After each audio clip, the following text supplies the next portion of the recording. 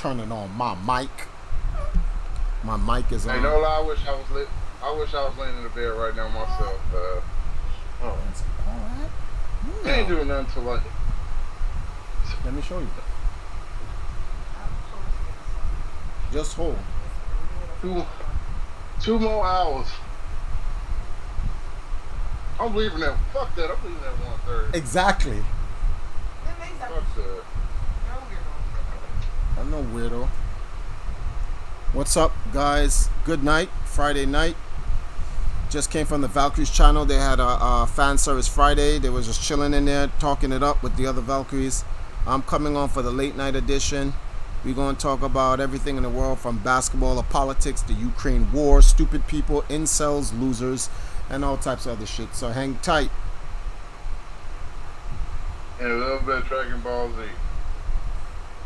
Sit up for a second before I make a mistake that probably cost me my channel. Okay, good. Everything's good. You good, you good, you good, you good. You can plug out these lights. Boop, boop, boop, boop, boop, boop. On my Yamaha. Chrome down 11. What they do. Oh, okay. Great invite. I was being invited though. Why you have to tell me that, Ciro? Why you have to say it like that? Smash Brothers. Smash Brothers what? I don't know. You say you're talking about all this stuff. I was talking about that too. I'm gonna talk about the damn Smash Brothers. Guys, I'm gonna have to go to bed. Okay, Olivia. Olivia, good night. Let us know, Olivia, if you can go, so Stater can send that and we get that taxi for you.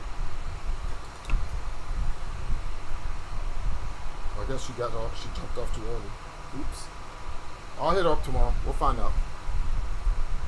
If she does go, y'all need to give her them goddamn SIM cards. The SIM cards. Woo.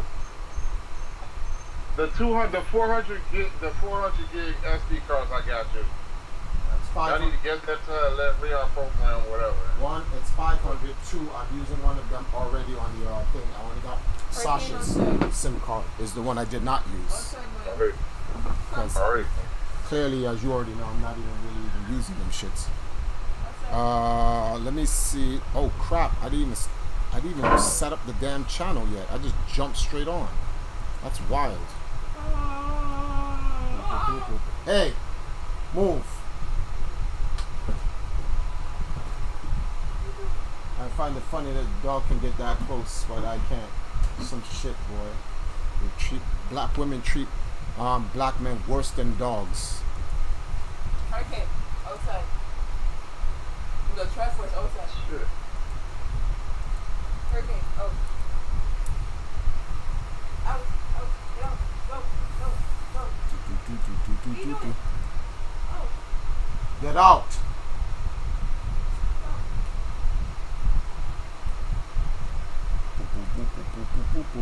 On my Yamaha, chromed out 1100. What they doing? Getting money. What we doing? Smash Brothers. Smash Brothers. What they doing? Hating on us, but they never cross. Cash money still a company. A bitch, I'm the boss. Cause I be starting like my daddy. Starting like my daddy. I be starting like my daddy. I'm a young stunner.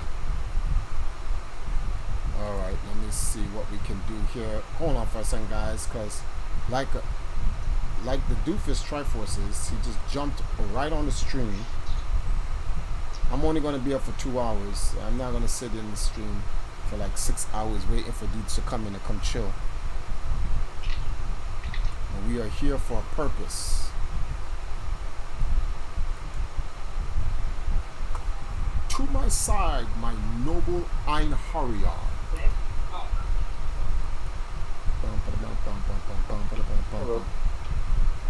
Dang.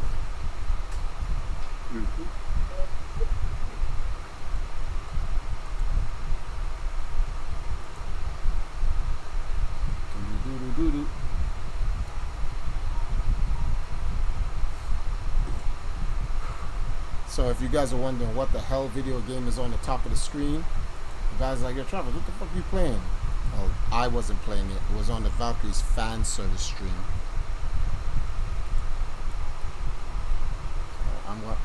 What? I did not copy that. I'm gonna change the game in a second, so just hang tight. Don't get your panties in a bunch. I know some of you guys don't like looking at women.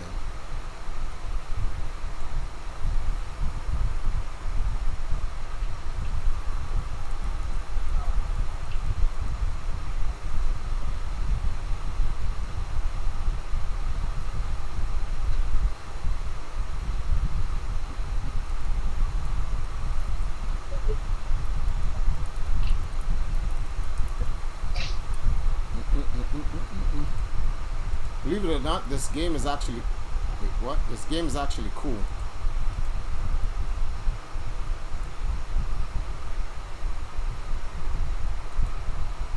I'll show you guys how the game is played in a minute.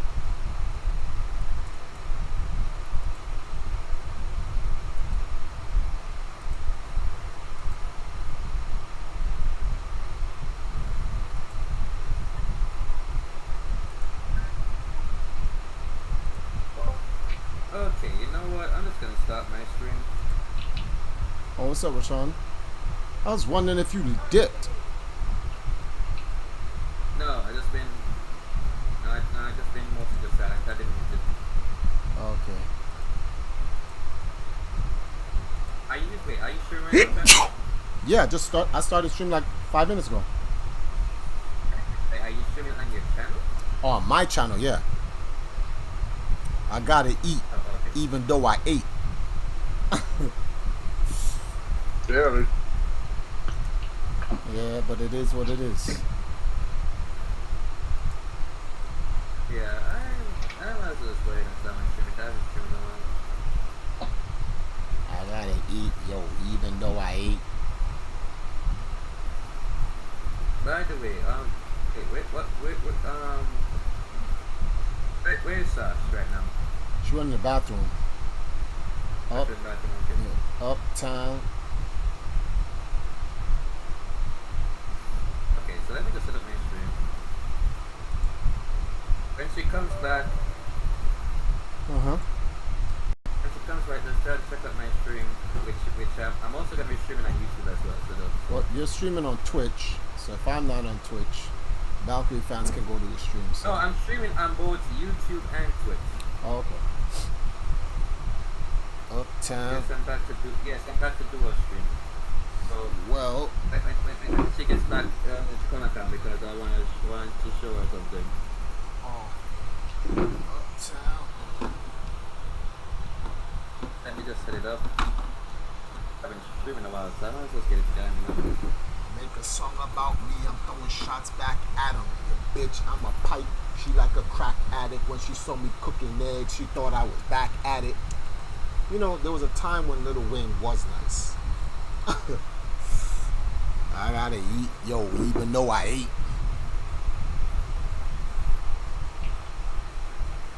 Alright, where is Rashawn? Oh, you're not on yet. Let me know when you're on, so. I haven't come. I'm just turning on the stream. It's gonna take a while to come to. Okay. Back to the stream. I hope you're all having a great day. If you're watching right now on YouTube, as always, be sure to drop a like on the stream. Yeah. Get helps to it. us boost in YouTube's corporate algorithm. In addition to that, if you are watching on Rockfin or Rumble or on YouTube, be sure to subscribe or follow. That way you can tune in whenever we got a great guest like today on the show. And tomorrow we're actually going to be having another great guest. We're going to have on Robert Barnes. And I don't do, conversations with other people a lot, but been really blessed to have some incredible guests on recently, and today is no different. We have the one and only Jacob Drazen joining us from the Drazen Report. He's got the best intro music for a YouTube channel I've ever heard, and does some of the best commentary I've ever heard when it comes to Ukraine and the collapse of the economy right now, and his predictions are very on point when it comes to all of this stuff. So I'm happy to have him on today. I want to add you guys that, and I'll plug this throughout the stream, but I have attached Jacob's website and YouTube channel in the description, and I encourage you to go to his website, fill out your email, and join his email list, and also subscribe to his YouTube channel. You will not regret it. Okay. See how they So be thank you, promoting each everyone, other's for tuning YouTube in. channel? Let's That's get crazy. started. And without further ado, Jacob, welcome to the stream. How you doing? Hey, thanks so much for having me on. I really appreciate it. Excited to be here. Yeah. What's the is there any significance to the intro song that you have on your YouTube? Yeah, a little bit. Kind of, you can read more into it, or or less, depending on what you like. But it's Mussorgsky's. It's from the pictures at an exhibition. It's a. 1 second, let me say something. G Jack, yo, what's good, Triforce? How you been? What's the new stream setup I see? It's not a new stream setup. I'm using the Empress, the Valkyries stream setup because I don't. Too lazy to set up my personal stream. I don't care. I don't necessarily really stream. I'm only on this channel streaming to help the Valkyries raise funds for their anime booth for Anime Confest here in Jamaica. So I've been coming on recently, streaming a little bit, hanging out with guys, talking, giving them the updates, what's going on at EMP, both the Knights and the Valkyries, talking about the FGC, and just talking about life overall. Kisan, what up, B? Piano work by Matthias Mussorgsky, a Russian composer of the late 19th century, and then it was orchestrated by a Frenchman named Ravel. But anyway, it's an excerpt. It's one of the themes from the suite is typically translated into English as the Great Gate of Kiev. So I thought that sounded relevant, and now that the war is kind of well, maybe not quite approaching its culmination, but now that everyone sort of is like, whoa, we were lied to. Actually, Ukraine is now officially losing, according to the MSM narrative. And all these people, unnamed officials in the Department of Defense. Now I sort of say, you know what? It's a good time to change the theme. Now we're going to play the Great Gate of Kiev as the Russians approach the Great Gate of Kiev again. So in the Russian, it's actually it's something else, but that's how it's been translated to English. So a few people picked up on that. Glad you asked. Thank you. Yeah, I did not know that, but I thought it was pretty badass. Every time I listen to it, I'm like, it's awesome, man. I hope people go to my channel just for that. Yeah. I double down on that. I recommend it. Well, like I said though, you've been doing some of the best commentary I followed, and I'm so happy you did start a YouTube channel. And I again encourage all you to go follow, subscribe. I guess the first thing I think we should touch on is, there were some voices that were saying that when Ukraine started receiving all this increased support from the West, they started receiving more arms shipments and support from the EU, but most notably the US, that the tide was going to change in the war and Russia was going to lose, and this was all going to, it was going to be a big backfall. You predicted otherwise, and you were proven right. Could you talk a little bit about that and kind of how you saw the, forest through the trees or whatever, you saw what was going to end up happening? Yeah, thanks, Jackson. Well, I haven't been proven right yet, but I think I'm on track to be proven right. When you say, the kind of folks you're describing, Scott Ritter comes to mind.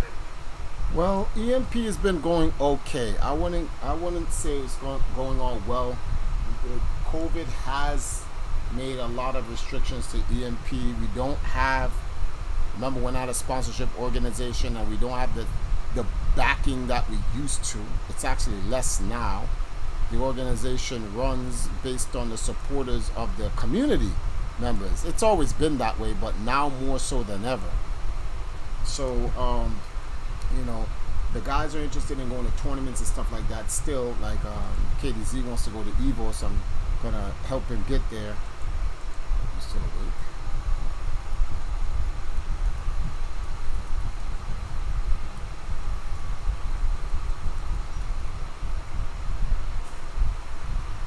So, there's some things that's still going on with the organization. Sanford is still up, Duran's still around, Rogue Yoshi's still there.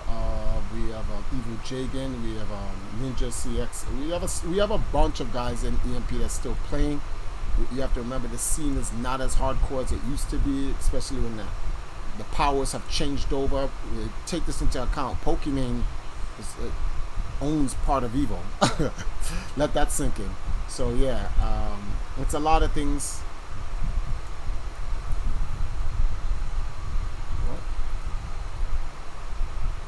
It's a lot of things going on, and we're just trying to do the best that we can to remain intact.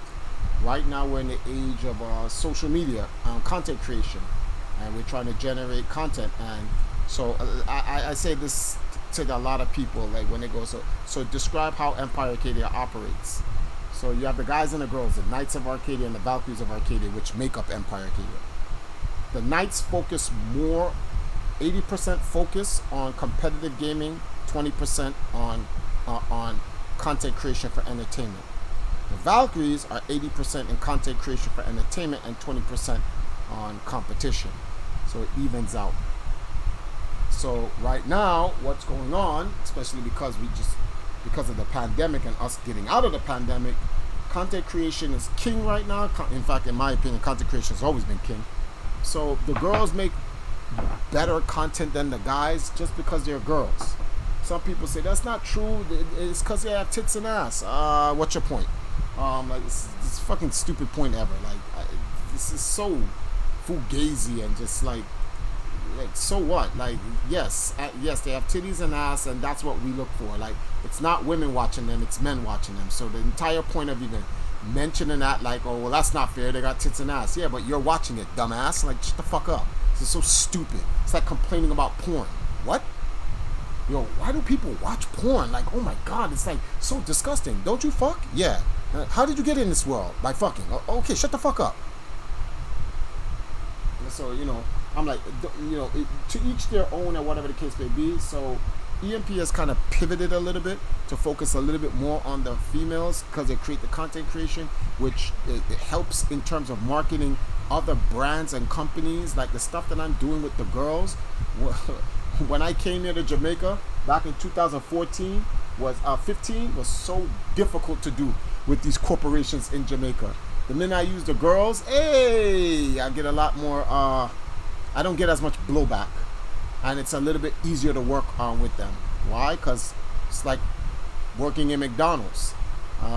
If you put a male at your register, a male at the McDonald's register has got to be, his professional level skills has got to be at level 10 to compete with the average level 5 girl. Yes, it is like that. This guy, he has to be so handsome, straight dudes go, yo, you're a good looking dude. Like, why? Because men do not like to be served by other men. Period. As men, we like a woman serving us, not because we believe they're in the kitchen, but we just like.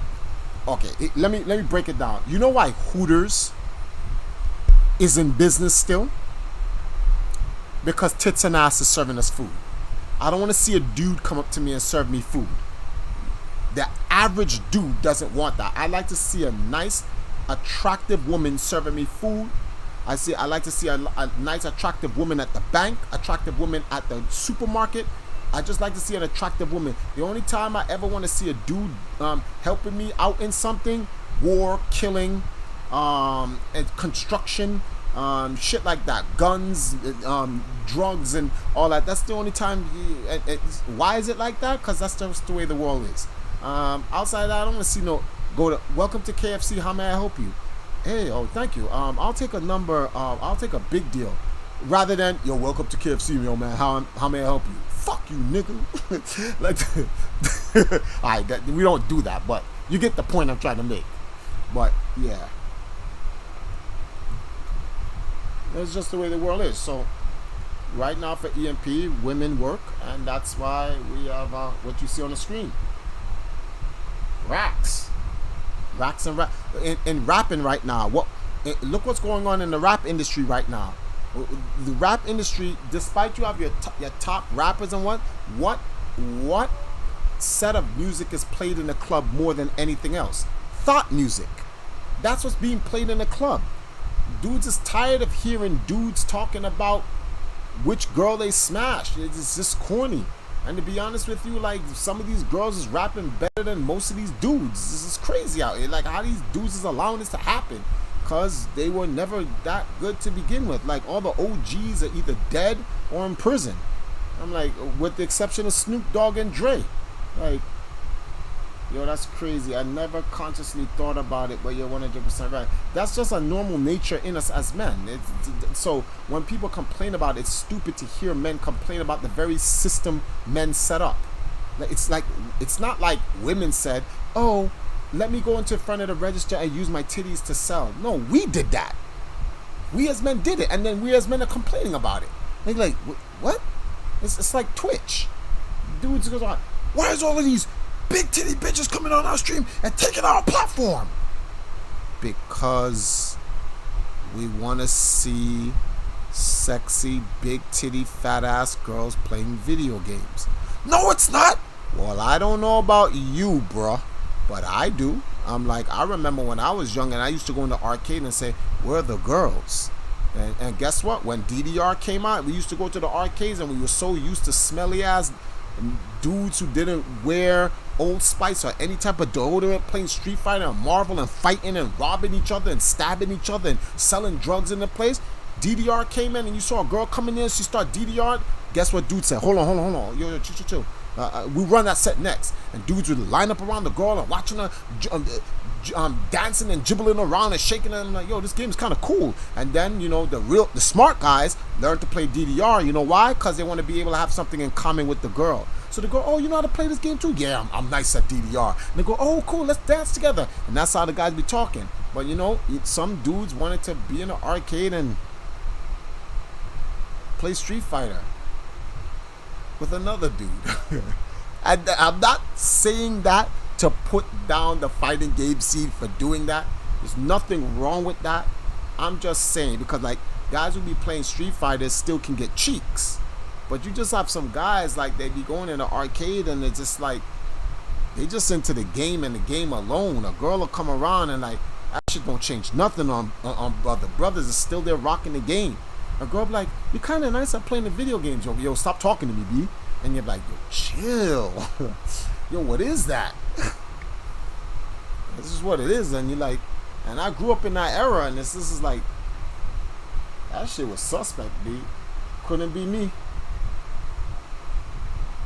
You see that shit? See that shit grew up? You see what that shit made? Look at the fighting game community, the Smash Brothers community to this day. Dudes don't even know how to talk to a girl. Excuse me, what's your name? I'm like, ill? Like, fucking ill? If that was my daughter, I'd slap you just for existing. Get the fuck away from my daughter. Like, what type of unmanly ass man you are? But it is what it is.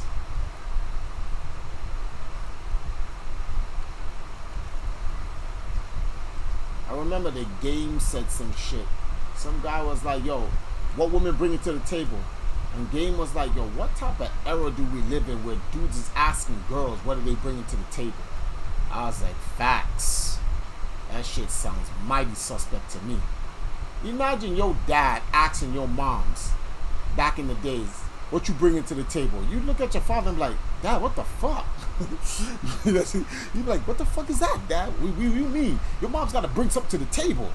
You be like, dads, that shit is like mad unmanly. We in this era now, a woman got to bring 50% to the table. Sus. Imagine me asking a woman to bring 50% to the table.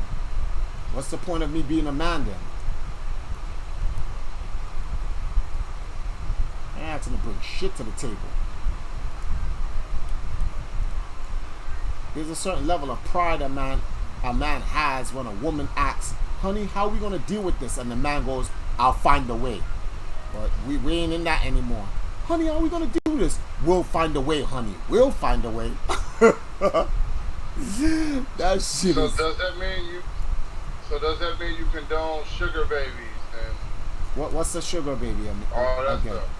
What's a sugar baby again? What's a sugar baby again?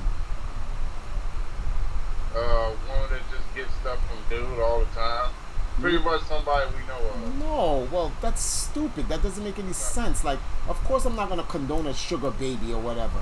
I'm like, you're an idiot to be letting a girl use you. I'm like, you only put out that effort for a woman. Okay, good. You only put out that effort for a woman who's deserving. Who she going to be your wife. Yeah. Was she your wife? Then who's going to be put that was the girl. So, regardless of the fact, you can't, a woman can't put nothing on the table, period. I wouldn't say a woman can't put nothing on the table. I'm just saying it's just fugazi to look to your woman to put something on the table to, like, yo, I'm coming to the table with 50. But like, what if she's not your woman, though? What are you trying to get with her, though? if she's not your woman, she's still she's doing all this. She's still not supposed to put nothing on the fucking table. You the man. Are you kidding me? That's what the whole purpose of being the man is. Imagine you asking. And what if she always just wants you to put stuff on the table and she still does nothing for you? Then you the man. You can't. On some Nino Brown shit. Cancel this bitch. You'll buy another one. What do you think this is? She can't be using you neither. You run all things. If you the man, you determine if this shit continues or not. Now, if you allow her to abuse you, use a simp. Use a cuck boy. Use a fuck boy. And you deserve it. She should be finessing you if you let that shit rock. But in the beginning, nah, that's all you. It's you, y'all in a car. She don't get a chance to drive. You know you the driving. She can be in a passenger seat, but you driving. When did you allow her to get a part of the steering wheel? What fucking generation are we living in? Yo, I'm tired of driving. Yo, come around and drive the car. What? You's a bitch. You better park that car. What you doing? I'm resting. No, I can drive us through it. Nah. Some girls are like, oh, that's mad chauvinistic. Then it is what it is. I'm like, that's the generation of men that fought in World War II.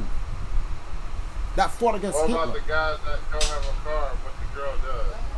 The guys that don't have the car, but the girl does, that's her car. I'm like, if you want to get in the car, it's on you. But you better pay for that dinner. You better buy that gas. Imagine going in a girl's car, she driving, and you don't pay for the gas. What type? I'll slap the shit out of my son if he ever did that. Dad, my girl has a car. She did? Yeah, we went on a date. You pay for the gas? No, she said she got it. That shit will be the He-Man action figure back slap. I'll slap that nigga across the room. Well, it should be a few people I should have been slapped last August. You don't got these guys. Big one. Oh my goodness, really, guys? Now, if she your friend, like you, she's not your girlfriend, she's not your wife, she's not your sister, and it's just a regular girl, and she's just a regular girl who's just your platonic friend, then you owe her nothing. Yeah, it's her car. You pay for the gas. You driving me? All right, cool. But if that's my girl, if I'm courting her, I'm dating her, she's my wife. Nah, you don't. What are you, crazy? I got my pride, yo. Dude, these dudes love being Goku ass niggas out here. There's no Vegetas out here these days, B. Real talk. Yeah, but isn't pride a sin? No. Who told you that? Some prides are sins. There's a pride you get for being a righteous man. That's not sinful. You just help a sister because you can, not because you wanna fuck. Exactly. It's not simple. But we out here in this generation of like, what the fucks, B? I don't know, man. Couldn't be me. My son is gonna be ridiculous. My son is gonna be a Sigma, real talk. When he meets his... I can't tell you what to tell about that macaroni incident. You mean with Jagan? Oh, okay. As long as... And you. Ain't got nothing to do with me. Too. I have to feed my wife, B. I'm on my Sigma shit. I don't know what you're talking about. Son gave it too. Now, I was feeding son my... will get the director's cut. I was feeding my wife. I'm on my Sigma shit, B. That's your only saving grace. Yeah. That's your only alibi. That's not an alibi, B. That's what I do. Jagan got zero. I can't speak for him though. I can't speak for him. Jagan won't have to come in there and speak for himself. But I cannot speak for Jagan. Jagan did what he did for his wife. I did what I did for my wife. It is what it is, B. These are the facts. pride that stems from ego is bad. There you go. Thank you. But pride that stems from righteousness isn't. Big shout outs to Kisan. But Kisan, where was your pride yesterday? I'm in the kitchen. Hold on. Yeah, you're the last person to be talking. On the real, you're the very last one to be talking. He come in here all nice and cheery, this and that. Motherfucker put on that Netflix Sunset summer jail. He all of a sudden, he had to go cook some food and go sleep. What? Put him on the back burner. And he folded.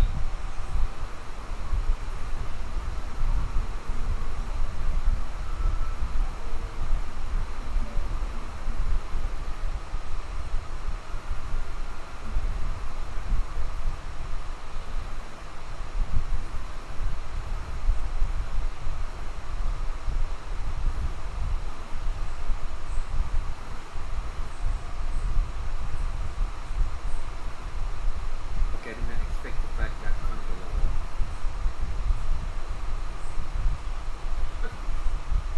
These were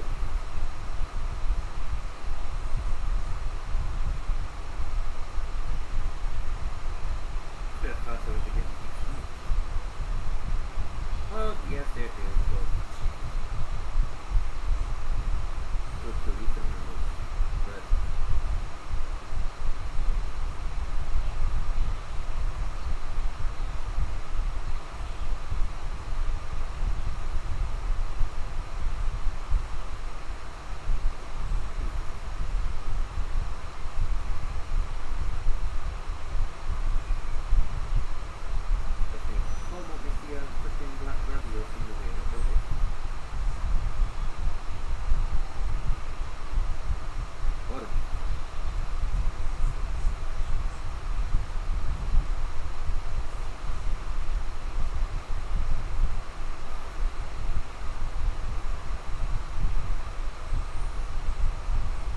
oh wow.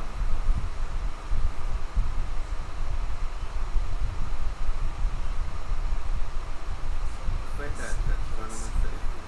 That's a little bit of my favorite, and that's a shrouded asshole. I was busy yesterday. It's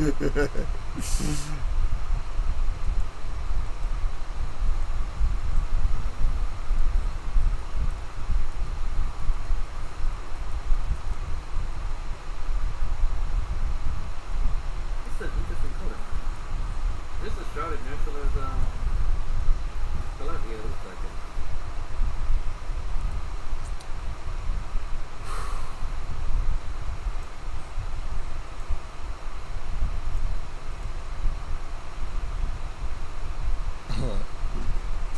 Wait, what the hell? Where's the rest of the chat? I just saw. Wait, what? So where did I see him talking? Time out. Kisan wrote. Where does Kisan's meshes disappear? How the hell did that happen? That's all I gotta say. Can't see you little. Kisan wrote. Where does can't see you little? The money's in the way.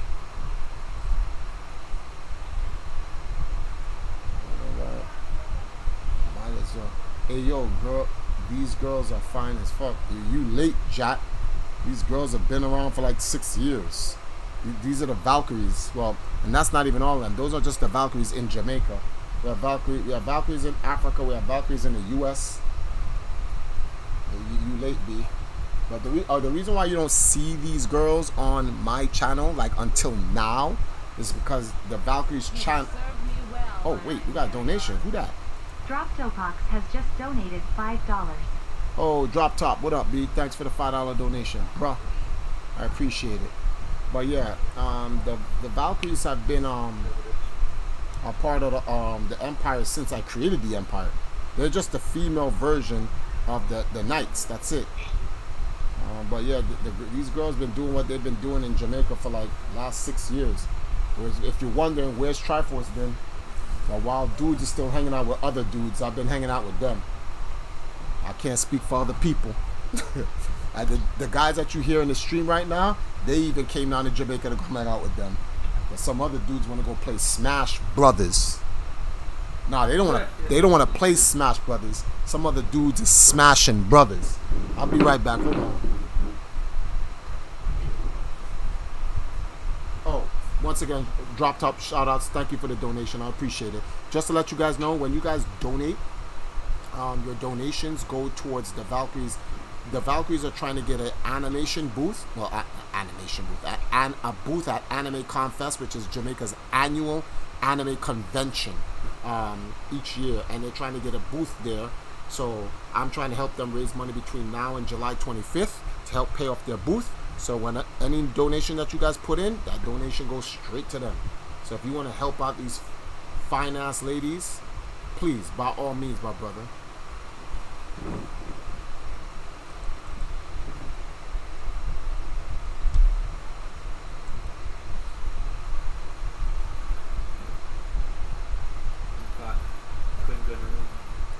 Oh, come on. Let me in. Give me a chance. There must be a chance. Come on now.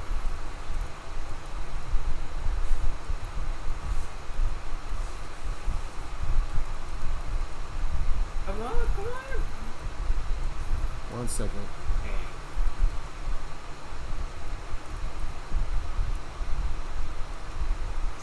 You must have started to remember. 1 second, guys.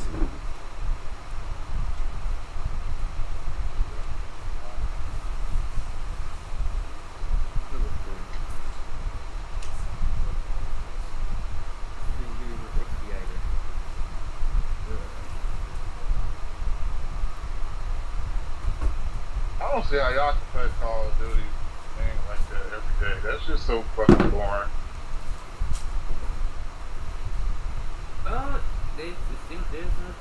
There is an appeal to shooting up niggas, pretty much. So they're gonna be playing that shit every day, especially when they're coming from work, especially their work. Just wanna up some food. Not literally, but that's why Call of Duty is kind of big in Jamaica as well. So.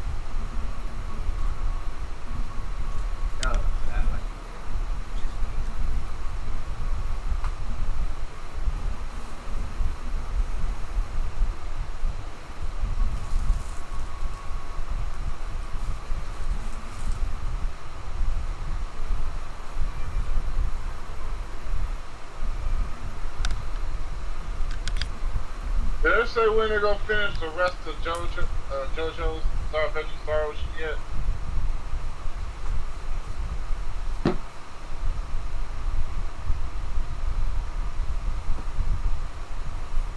Hello?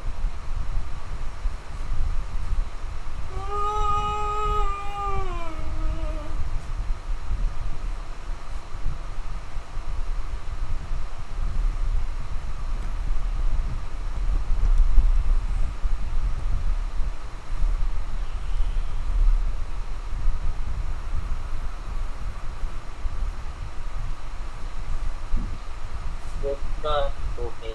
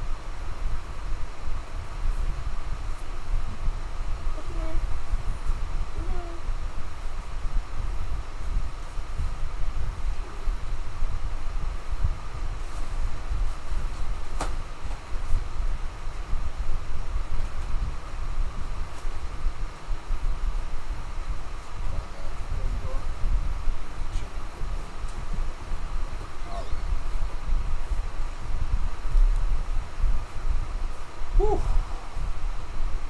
I don't like when you get naked. Come on.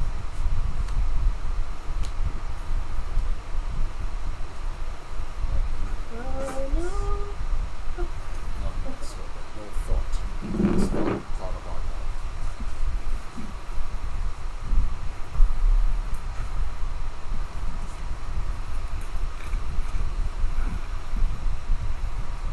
Bone stunner, uptown home. Alright, I'm back. Who's this naked HD XY? No whores, real cheap F dates. Okay, let's remove you.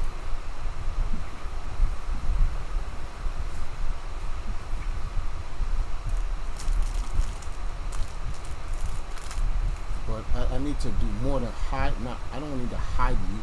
Why did they create hide user off this channel? Why didn't they just put ban?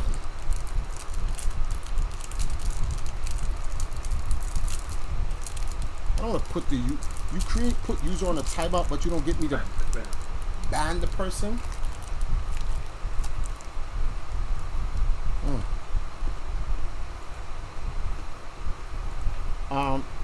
Stated, you there?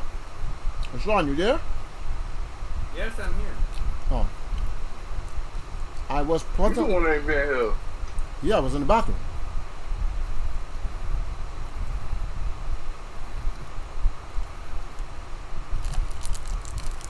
I was pleasantly surprised to hear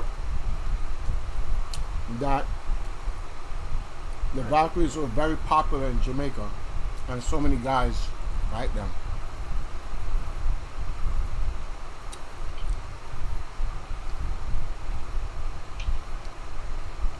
He found out. What up, chum? Yo, G-Hot, you still there? You're not hot?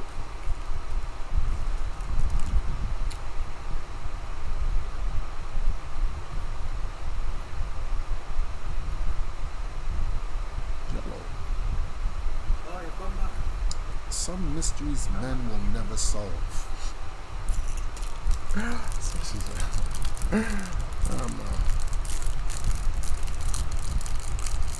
You guys must be tired of watching the same shit.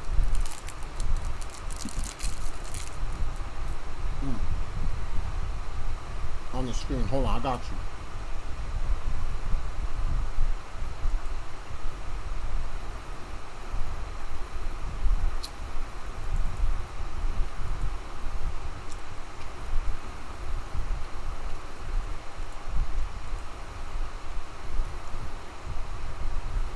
Yeah.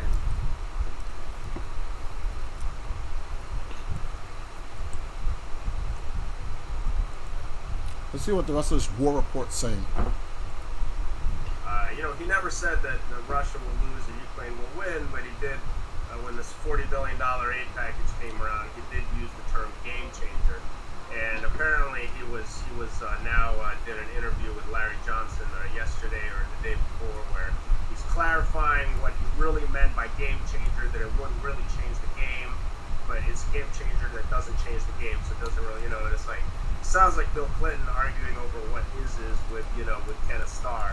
So it's kind of funny, but I try not to be excitable. My base position since the start of the war is that on the current track with the U.S. and its hegemonic bloc trying to use the Ukraine as a tool to damage Russia at any expense, any and all expense to the Ukrainian economy, the Ukrainian people. On that track, if they continue and don't get off that track, the Ukraine will be destroyed. So, whether it's turned into just a kind of Afghanistan, Somalia type neutral buffer zone, and a bunch of warlord states or some Mad Max or something, or whether, Russia takes over most of it, whatever.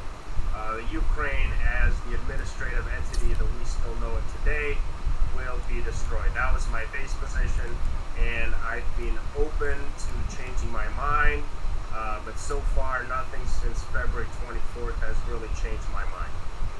What's clear is that Russia is pulling its punches. It's playing with one hand tied behind its back, basically. They still have very large reserves. They haven't committed everything. They have some of their most modern weapons, like the T-90 tanks, are only now starting to get involved in the Donbass. They've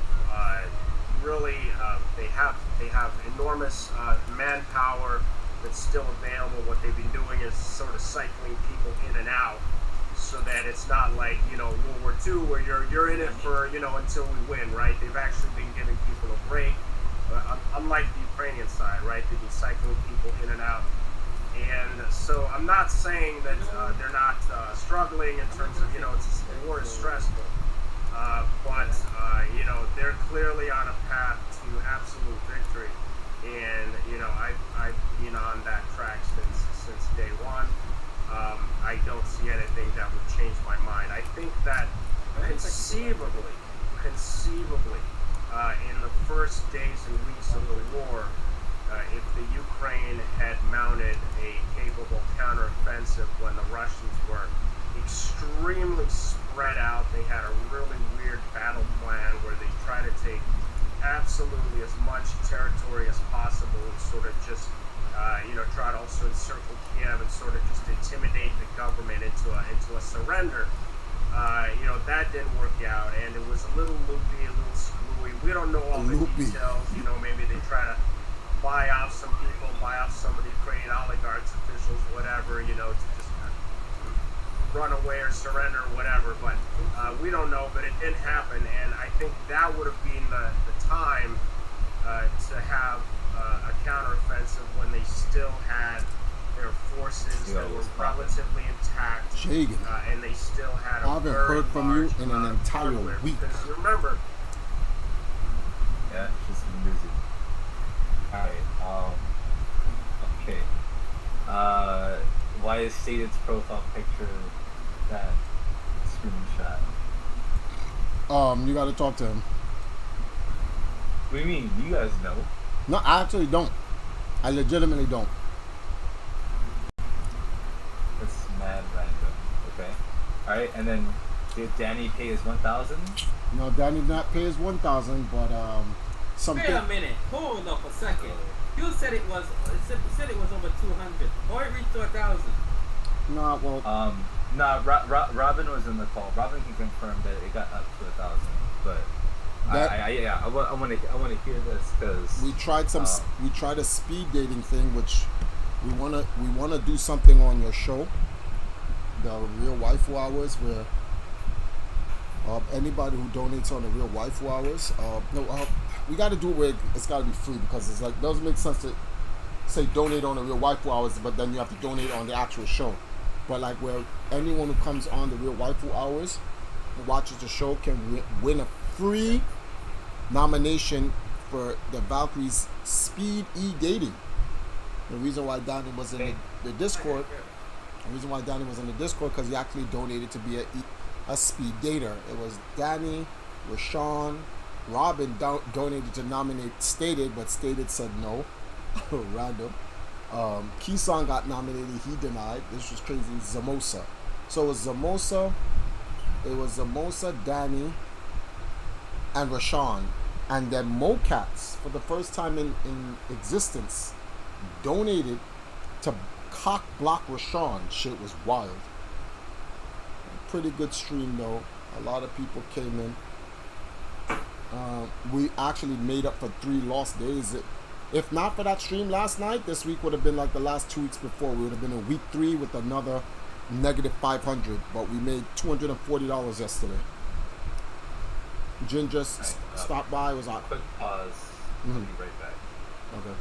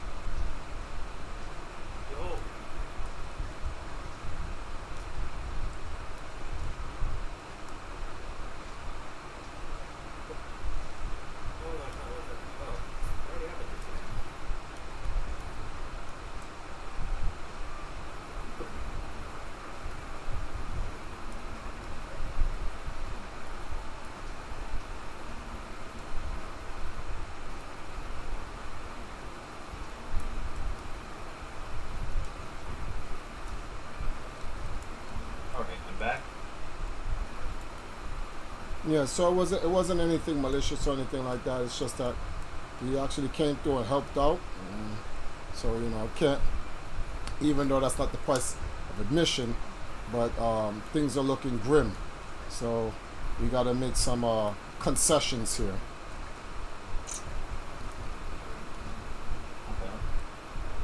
But it was a really good stream. So we thought about doing the very same thing. Dana, she's helping me get a photographer.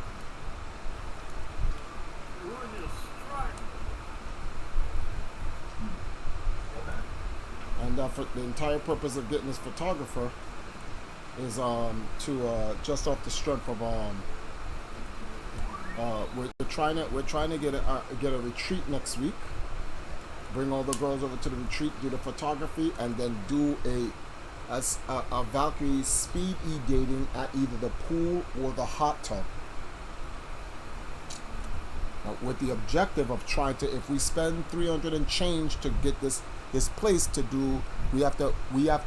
If we spend 300 and change, we gotta generate like $500. Just so it can be a $200 profit, and then get the content done. And I definitely need the photography pictures because I have to use that to create the posters for the anime con. So it's a big thing coming up. Wait, it's gonna cost $300? Cause for 2 days, because it's $120 a day, and then there's the taxes and the cleaning service, which is about $80 to $100. So you add that together, it's gonna be like $300. Then I have to pay 25,000 Jamaican dollars, which is $165 to pay for the photographer to take the pictures. So we're talking about $400. But my risk analysis, and this is not guaranteed yet, because I this is what we're looking to do, but I want to try to find a sponsor that can cover that. But it's like I'm now weighing the risk. But Triforce, why don't you just keep the money and just add that money to the anime con? But if we do that, then we don't get the content and the stuff that we need. See the problem? So I'm thinking the secondary backup plan is this: raise a 300 and change, and then take a look at the circumstance, and maybe it would be better to just hire the photographer and just go to a beach. But I don't want the photographer to take pictures of the girls in their bathing suits to put at anime com. See what I'm saying? I want the girls to be in cosplay in a nice room, like the place, and with the controlled. Yeah, but if things are dire, you don't really have the wiggle room. I would say have the girls bring a change of clothes to the beach, and then just do it there, like bait the cash. Yeah, I know. That's where I'm at right now. So it's all pending. Nothing is set in stone because we just don't have that bread. Yesterday was a good. If we can have more days like yesterday, shit, we good. And if we could try to find a sponsor to take up for the three sponsors that we lost, then we in there. Right now we're waiting to hear back from a representative from Ubisoft to see if they want to sponsor their own game for the Valkyries. I'm looking at that. I'm talking to a legendary fighting game community member, MR, to see if he can help me. I'm waiting to hear back from him. Probably won't hear back from him until either tomorrow or Sunday. See if he can help. There's a bunch of things going on. And then we have our standard. I'm now streaming now. I'm just trying to get in everything that I possibly can get in. What's his name? Drop Top Box just dropped $5 in not too long ago, so I really appreciate him doing that.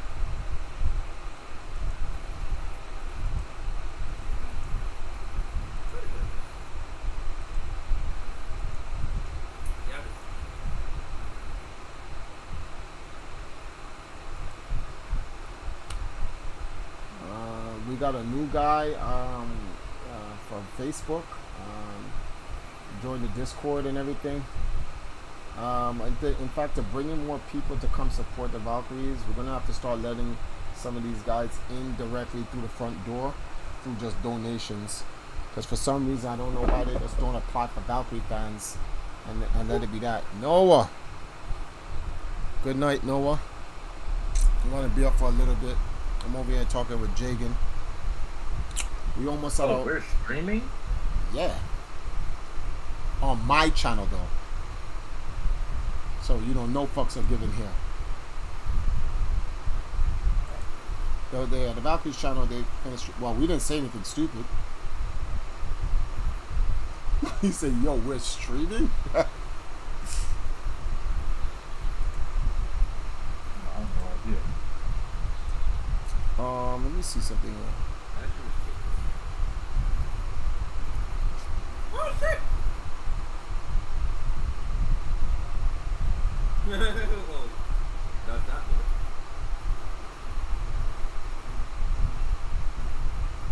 Oh, that's not good.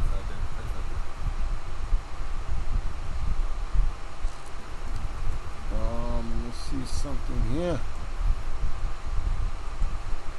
Kyrie may. I think Kyrie's just gonna go to the Lakers. Let's keep this $1 billion.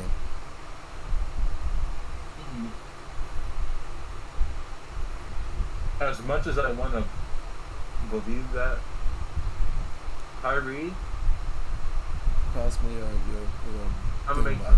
Alright, this is the thing with Kyrie. Kyrie's like, alright, look, I'm a max player. I'm one of the greatest NBA players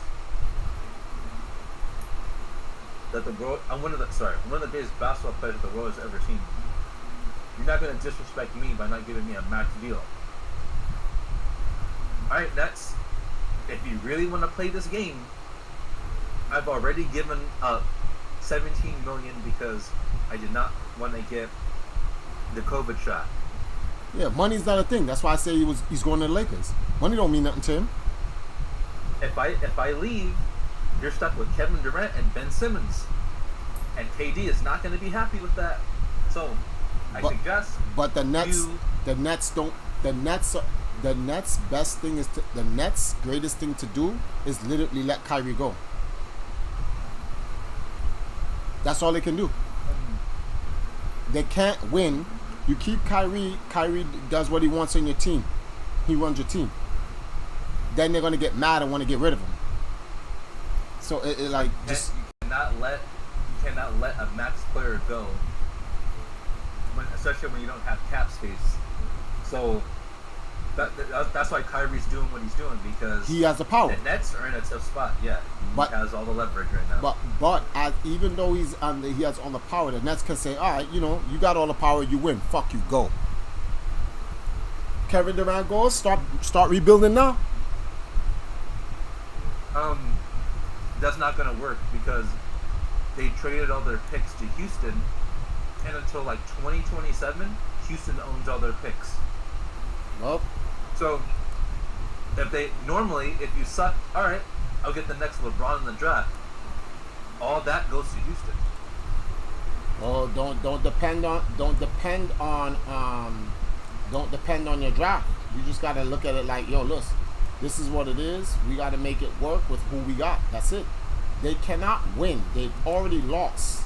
They've lost from jump. What they should have done was just said, fuck that COVID shit. I'm not with that COVID shit. I'm not gonna let COVID ruin my team. But they let COVID ruin the team. They let COVID determine what they're gonna do. That's just the reality. Like Kyrie didn't miss these games because Kyrie decided to want to play injured on it. Kyrie missed those games because he's like, I'm not taking the vaccine. It's just that simple. And they was like, yo, you got to take it. And he's like, I ain't got to take shit. See, this is a man of principles versus an organization. Well, to be fair, the mandate was a city thing. No, and it it wasn't imposed by mandate the was team. not a But city. The mandate was not a city thing. The mandate was a business thing. The mandate has nothing to do with the city. Do you know why Florida said fuck that mandate? Because the businesses in Florida says, DeSantis, you do this, we'll kill you. Politically or in real life, it doesn't make a difference. Pick or choose. This is business. It's the American way. You fuck with my money, I will murder you. Period. That's why some companies could get away with some of the shit that they were doing, because the shit is about money, B. And if you're in the way of my money, I don't give a shit what pandemic is going on. That's why, here's a prime example of that. Texas. There's like, you ain't doing none of this shit. We will succeed from you motherfuckers. They're like, you can't succeed from us. Texas is like, nigga, what? Like, you got, oh, you must think we're one of these Yankee towns. That's what Texas was like, nigga, we will kill you. Like, see, you have to be willing to die for this shit. And that's the problem.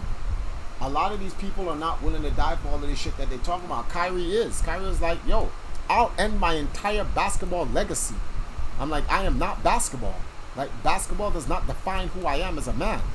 I'll end all this shit. Like, none of this shit means anything to me. See, the NBA, it means something to the NBA. The NBA has a reputation. They got to hold to certain things and blah, blah, blah, and yada, yada, and whatever, and yada, yada, because, you know, the business and the millions of dollars, and we got to, oh, guys, we can't do this. We can't let it rock like this because, you know, money, man. It is what it is, B. The real reason why it wasn't from the city, it was from the governor. The reason why that ban was still going on. And think about how tough this is. How is it other players from other teams can come play in New York when Kyrie couldn't? Yeah, see? So there's no reason. And then on top of that, hold on, let me finish. And the number one reason why they even lifted the ban was literally because of the Yankees.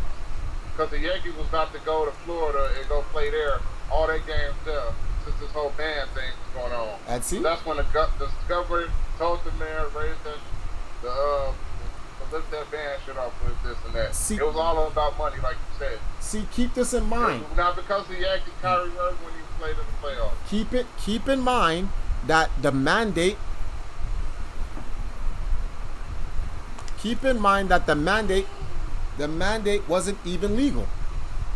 Like, this is so stupid. It's the businesses that can determine that. The entire state of Florida and Texas told Biden, eat a dick. And what the fuck did Biden do? Nothing. Because Biden knew what he did was illegal.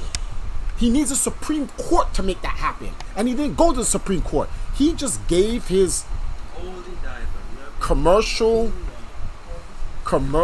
mandate. And because he's the president, and that was it. And you had some states followed it. Some states. He made that mandate in his dreams because you know his ass was sleeping at the time saying it. Exactly. Mandate this. Mandate that. Everything mandated. Yeah, exactly. Wait, let me see what this guy says. Yup. Lakers already signed with the Nets. He's already rich as fuck. So some guy came in and says, no hate Triforce, but realistically, is this what you do? What you really do for your career? No. You have to understand the context of what you're watching. What you're watching is videos from the Valkyries channel. I'm late up at night. I don't even stream on my channel. To be honest with you, I'm just trying to help them make money for their anime comms. So that's their content. Normally I wouldn't even show that on that content on the Empire Arcadia channel, but if you look at this is not even a real stream. I just made it up at night just to turn it on, just to try to help the Valkyries make some funds, but it's not a real stream.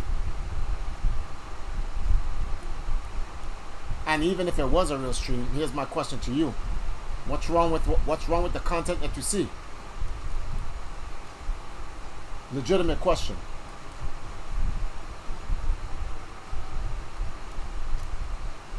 I'm just letting shit run in the background.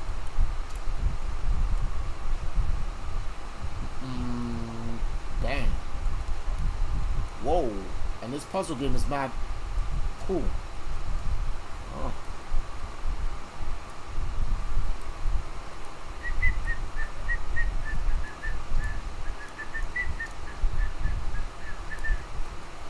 Hold that stupid.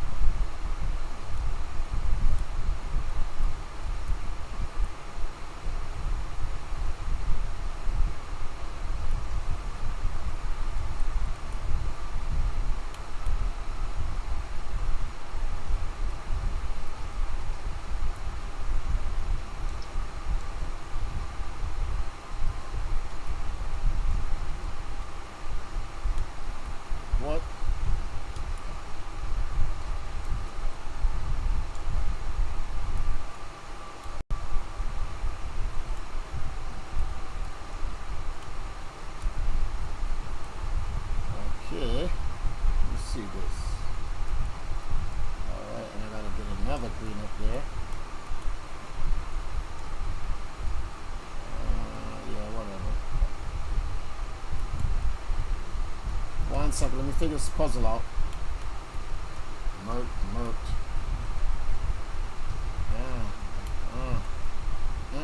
Dead.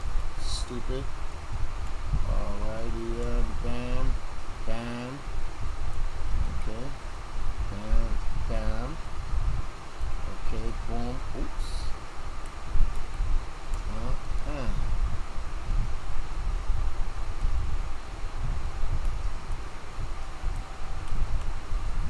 Alrighty then. There we go. We in there.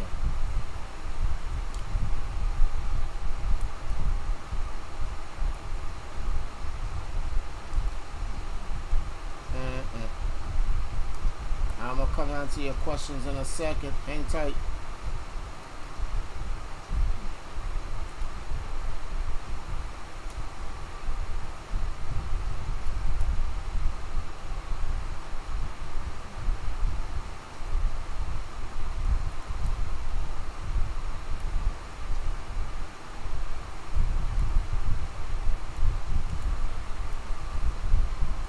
Wow.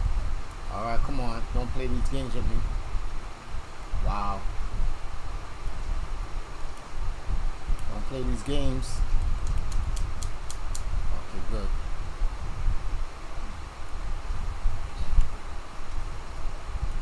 Blue. Oh, you're being so finiskity.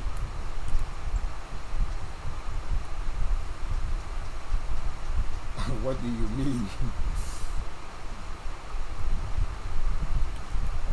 Okay, here we go.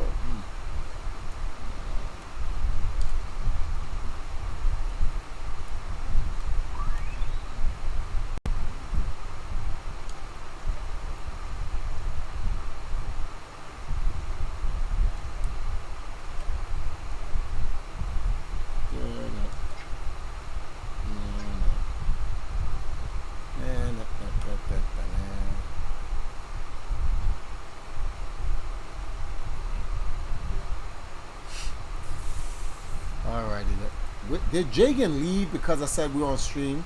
Is that what Jagan did? Oh no, he's still there. He stepped away. Nah.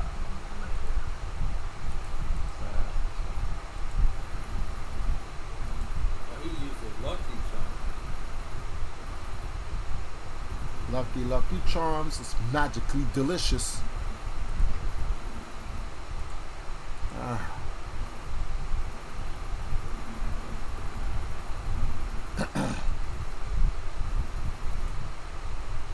Alrighty then. Whoopsie.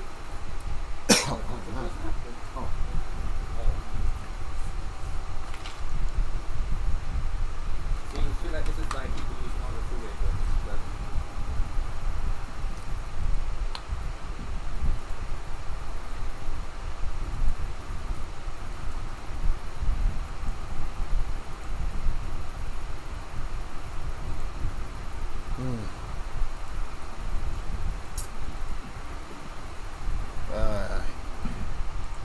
Where are we at right now? Stars.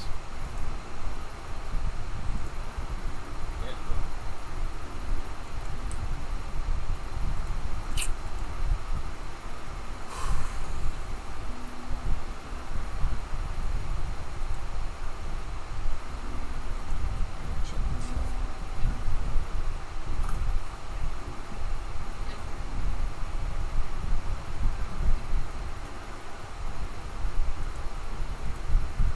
Let's listen to the rest of this nonsense. Keep in mind, the Ukrainian army at the start of this war was, after Russia's, it was the second best equipped in Europe. Right? They had by far the largest artillery arm, one of the largest air forces, one of the largest tank fleets, and all very pretty well trained.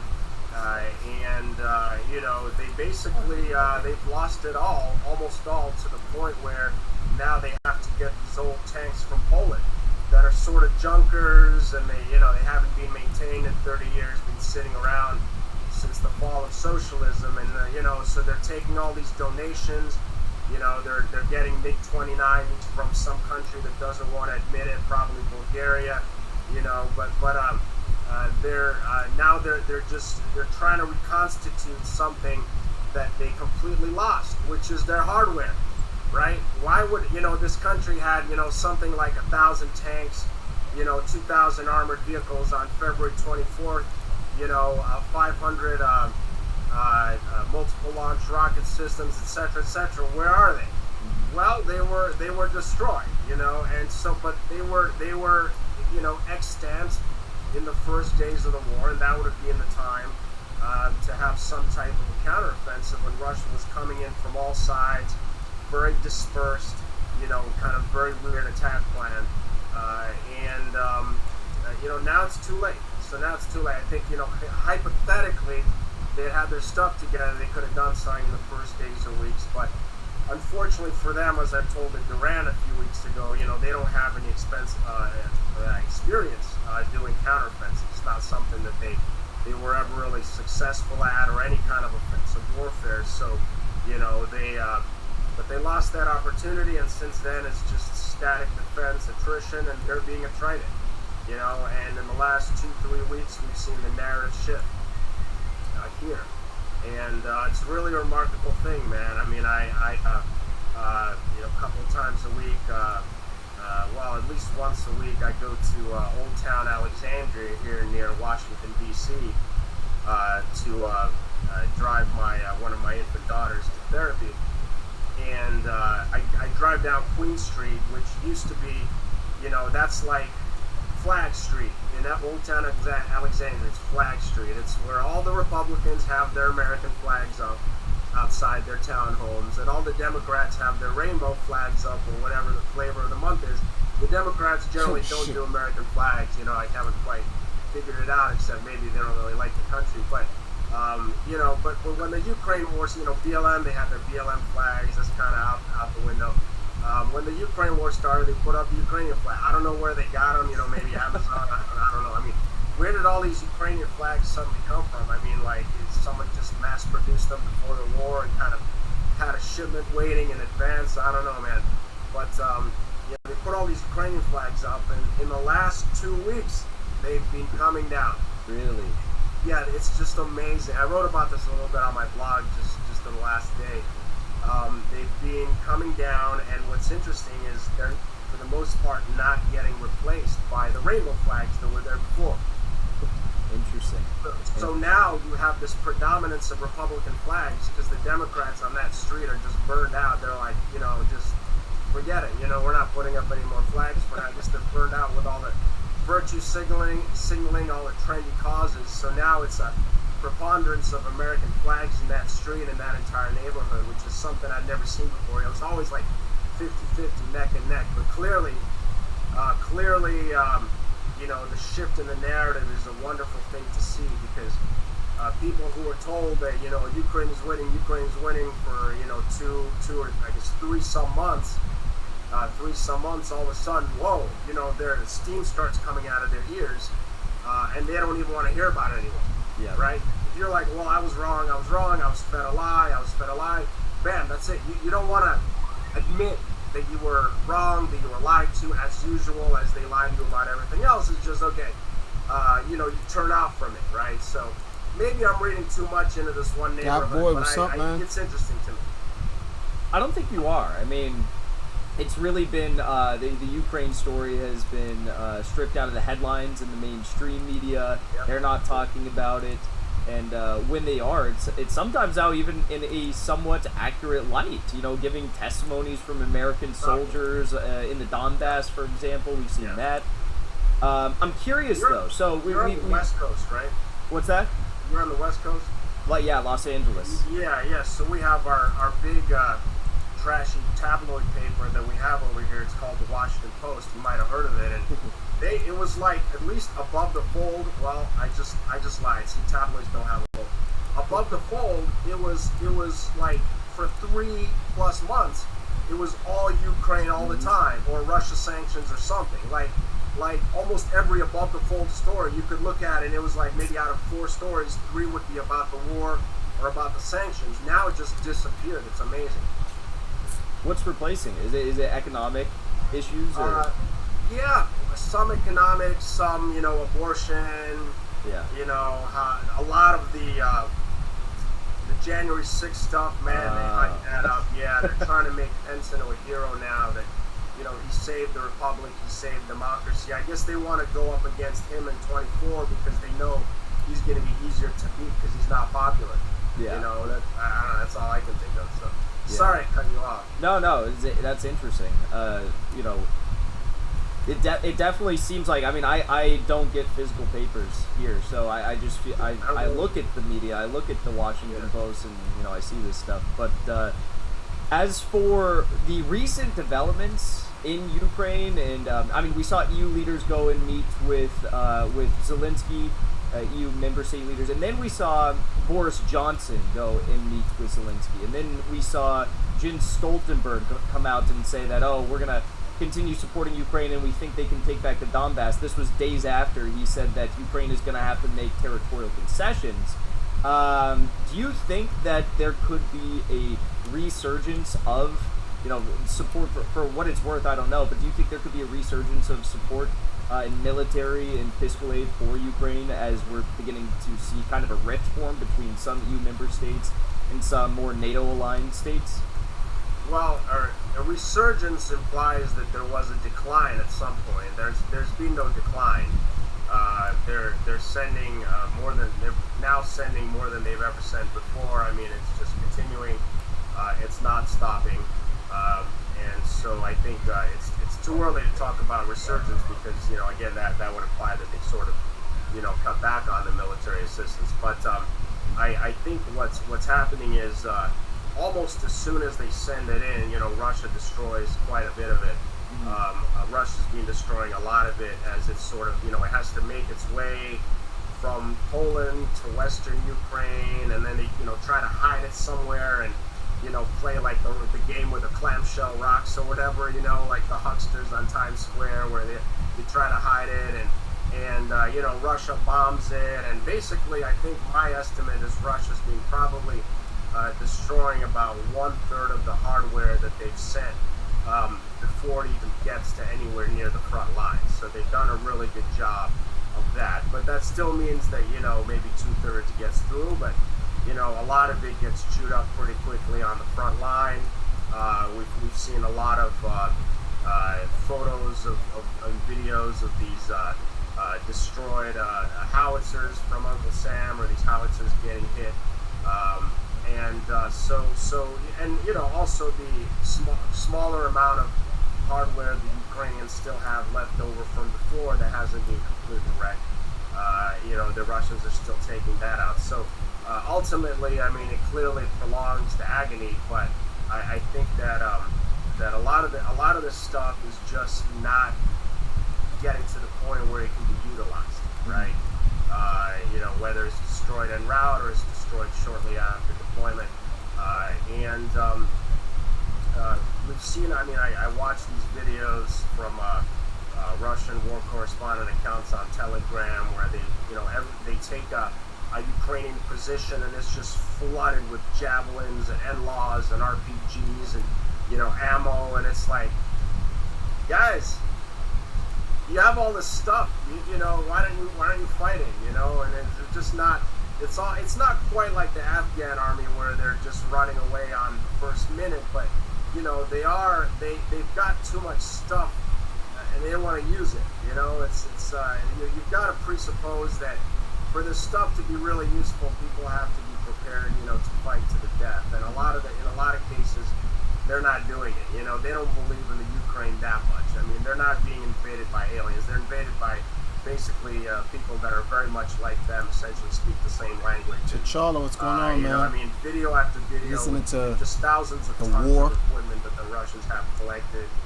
Frankly, I think that the Russians have probably captured more javelins than the Ukrainians have actually shot off. So yeah, it's just ridiculous. And, Yeah.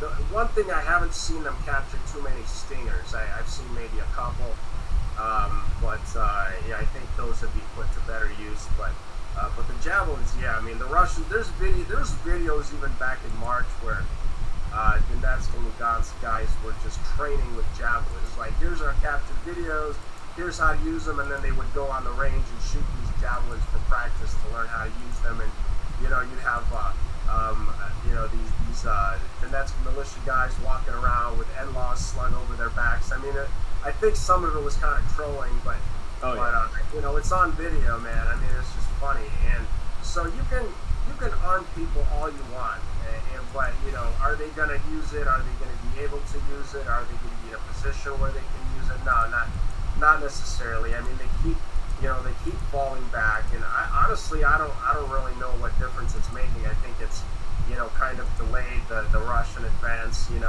somewhat, but I mean, it doesn't change the outcome. And I think that was acknowledged by, what's his name, the big creepy guy who's our Secretary of Defense. What's it, Austin or Lloyd Austin? Yeah, Lloyd Austin. Yeah, and he said, I think it was even back in, I don't know, late April or early May, that basically admitted that we've given up on trying to. He was one of the first to sort of change the narrative before the MSM caught on. He said, okay, we're not even necessarily trying to win the war. What we want to do is damage Russia to the point where it can't do this to another country, right? Like Lithuania or someplace like that. So even he basically admitted this was probably about the beginning of May, that they're just trying to damage Russia, and kind of, basically didn't have a lot of hope that, they can turn this thing around in terms of, actually kicking Russia out of the Ukraine. So anyway, I think the Western military assistance is typically very overhyped. You also have people that they need to be able to know how to use this stuff. They need to be able to know how to repair it.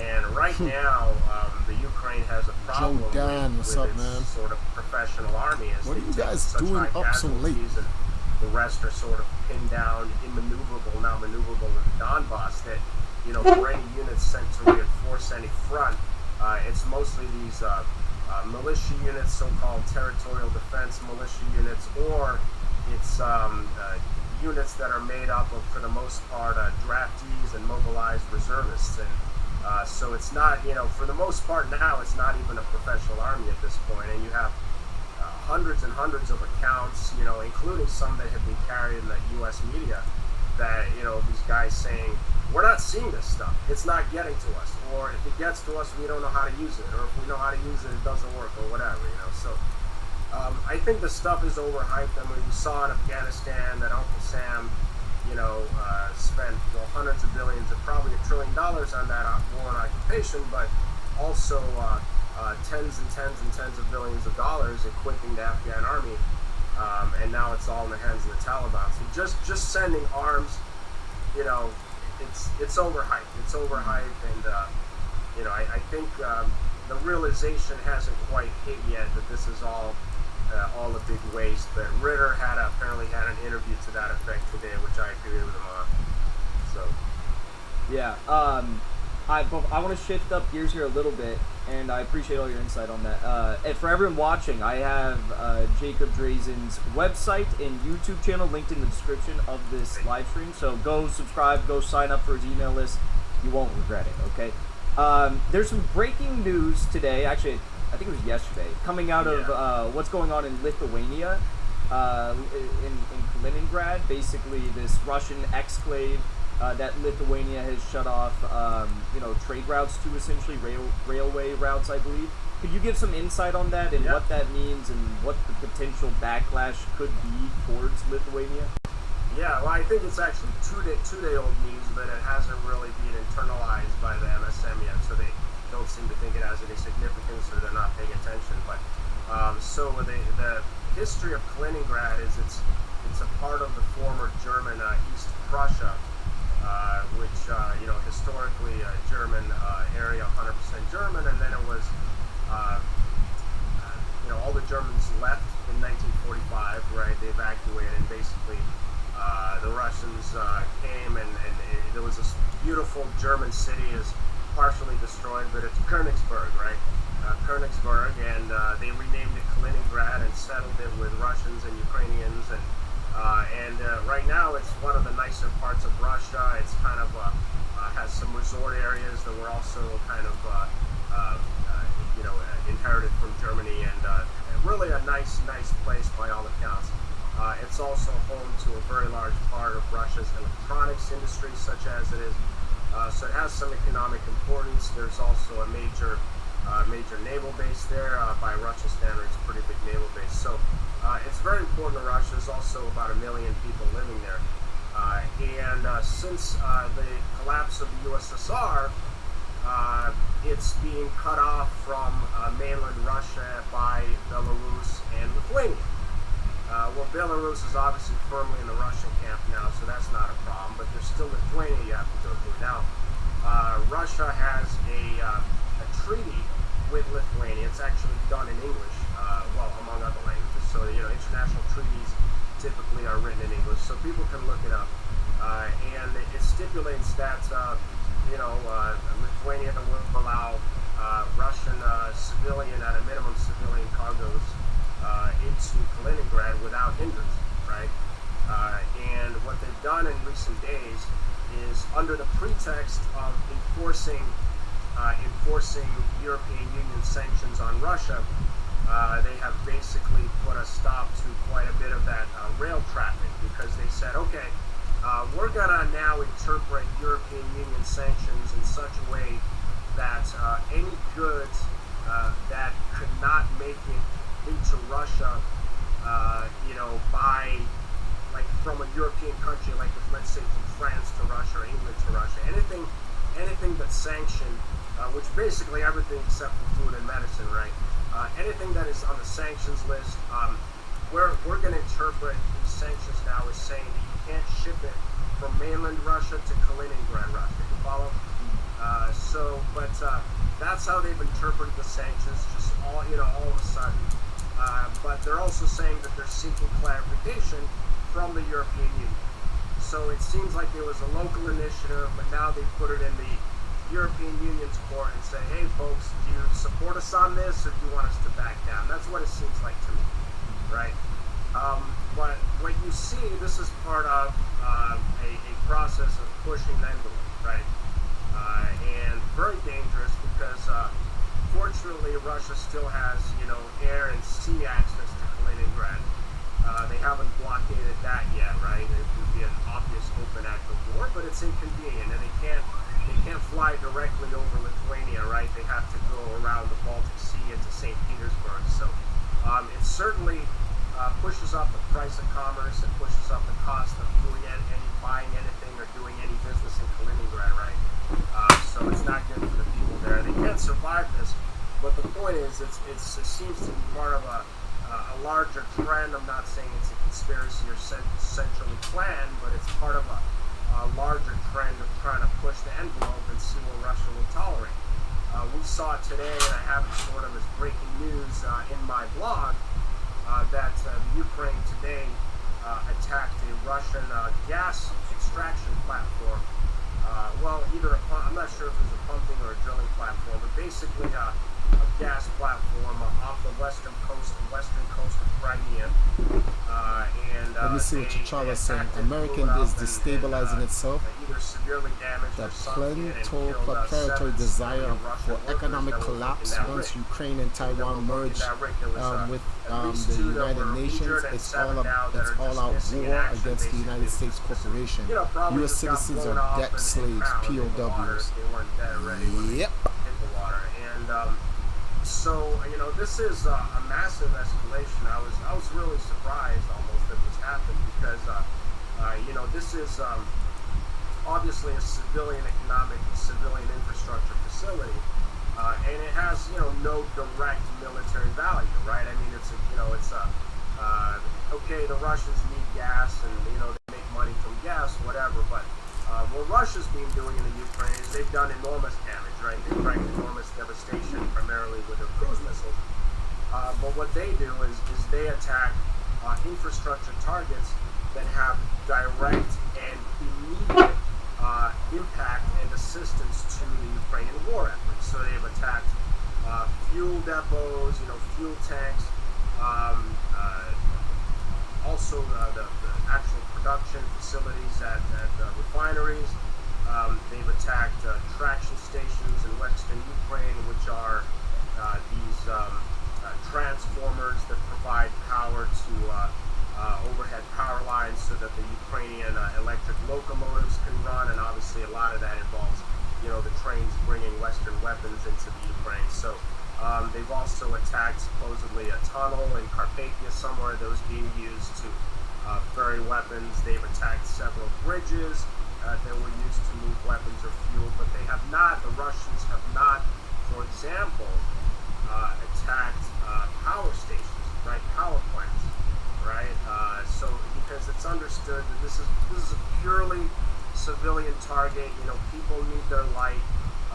Office buildings need their light. Hospitals need their light. And yeah, I suppose that a Ukrainian soldier can recharge his Javelin battery or his radio or his cell phone using power that comes from these plants. But it's so indirect. People really need this stuff to live today, and they can't live without it. You need the electrical power to purify water, to clean sewage, to pump water, and so forth. So, Russia has really refrained from attacking the infrastructure systems that support, the survival of citizens of Ukraine. You see what I'm saying? And they've held off on that, and now we see the Ukrainians are bombing a gas terminal offshore Crimea and killing, civilian workers on it, which is pretty crazy. I don't know what they're thinking, and at this time, I think Russia has a choice to make. Like, do we really take off the gloves now, and start just pummeling them every which way?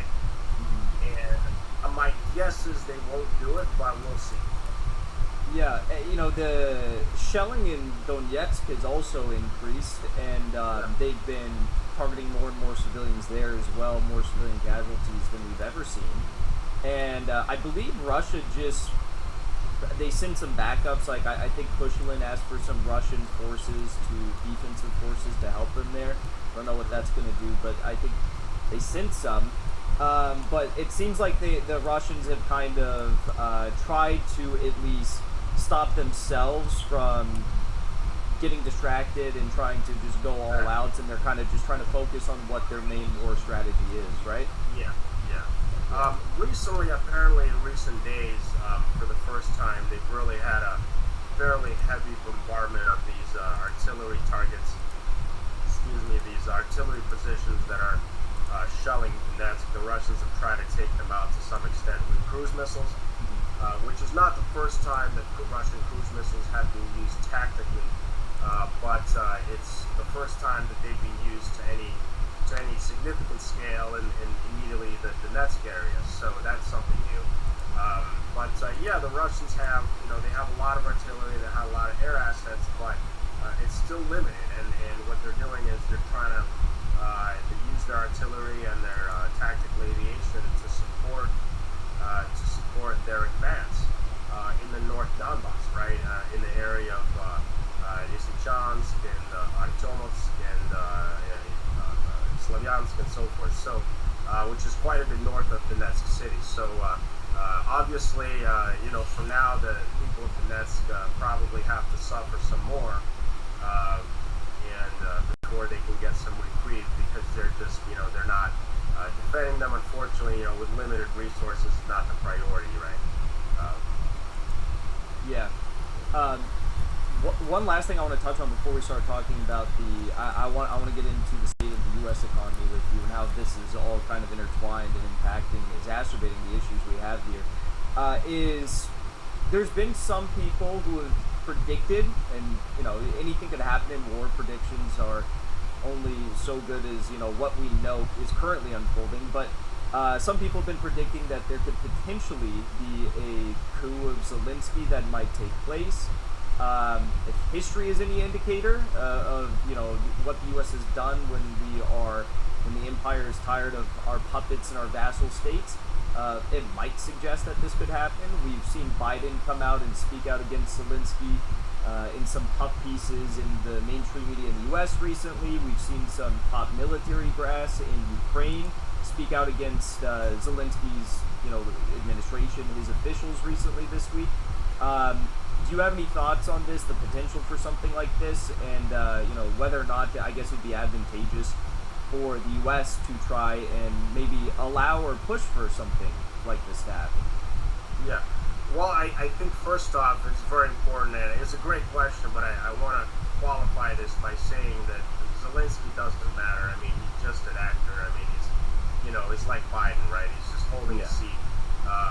The problem is that since 2014, or even before 2014, Uncle Sam aimed a program of hegemonic expansion into the former USSR, perceiving a relative vacuum, right? Russian weakness, and the fact that there were all these fairly weak independent countries that were kind of not really aligned anymore. They weren't that close to Russia, though they obviously did some business with Russia. And Uncle Sam aimed to bring those countries into his orbit. And they made a very good attempt with Georgia, and didn't work out so well. Now Georgia kind of slid off the bandwagon. Obviously, they've implanted the Baltics pretty firmly into the hegemonic structure, and they've made some attempts at Kyrgyzstan, Kazakhstan. Hasn't been too successful. But the Ukraine is where they had their really big success, because the Ukraine is a big prize, obviously, for its large population, large area, and economic potential.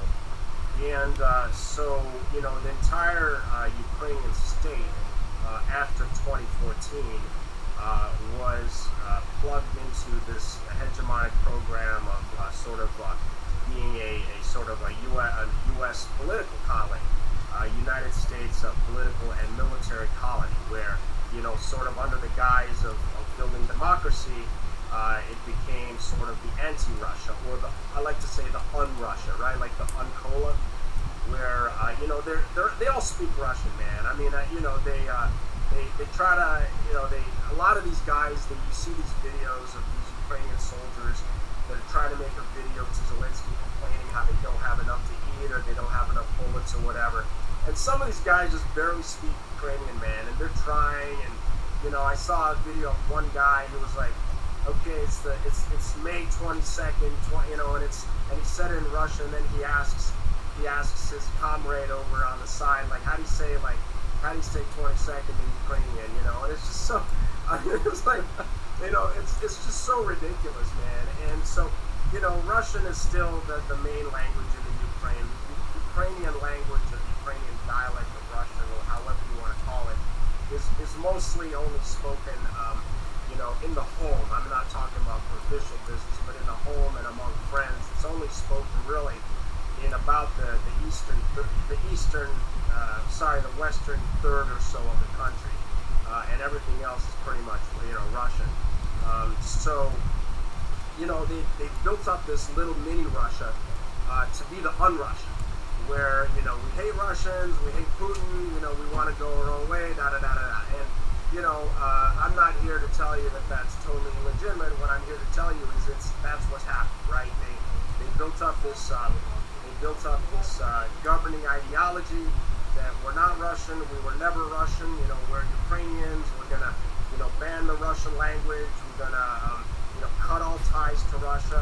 First they cut economic ties to Russia, then they cut their social ties to Russia, then they cut then they said you can't broadcast Russian media, Russian TV shows, whatever. Now they just passed a law that says you cannot have any Russian language on your website in Ukraine at all. You can't even have a website with any Russian words, And it's like, can you imagine if in this country you said you can't use Spanish, And but the fact is Russian is spoken by like the majority of Ukrainians. So it's like it's a bad example, you know what I mean? It's telling people that they can't even use their own language.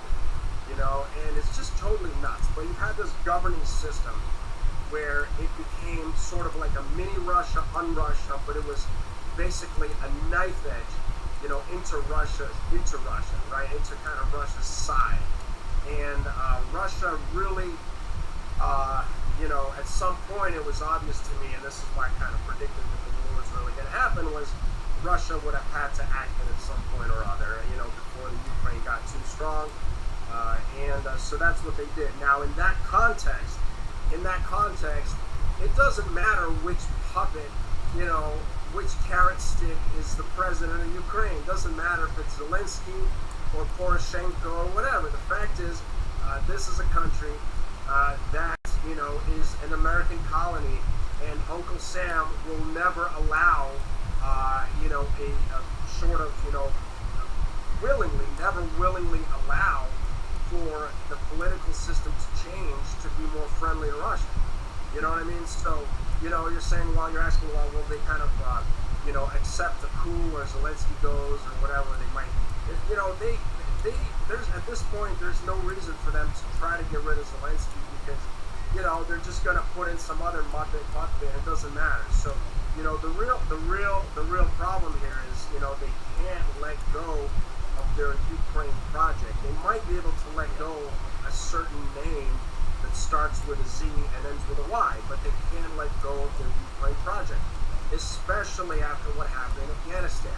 If you have a second Afghanistan within the space of a year, oh my God, I mean, that's just, you know, the embarrassment for that. I think they, you know, they were kind of able to swallow, you know, the disgrace and embarrassment of being chased out of Afghanistan by the Taliban, and the Taliban basically allowing them kindly to, you know, have this ridiculous evacuation scene at the airport.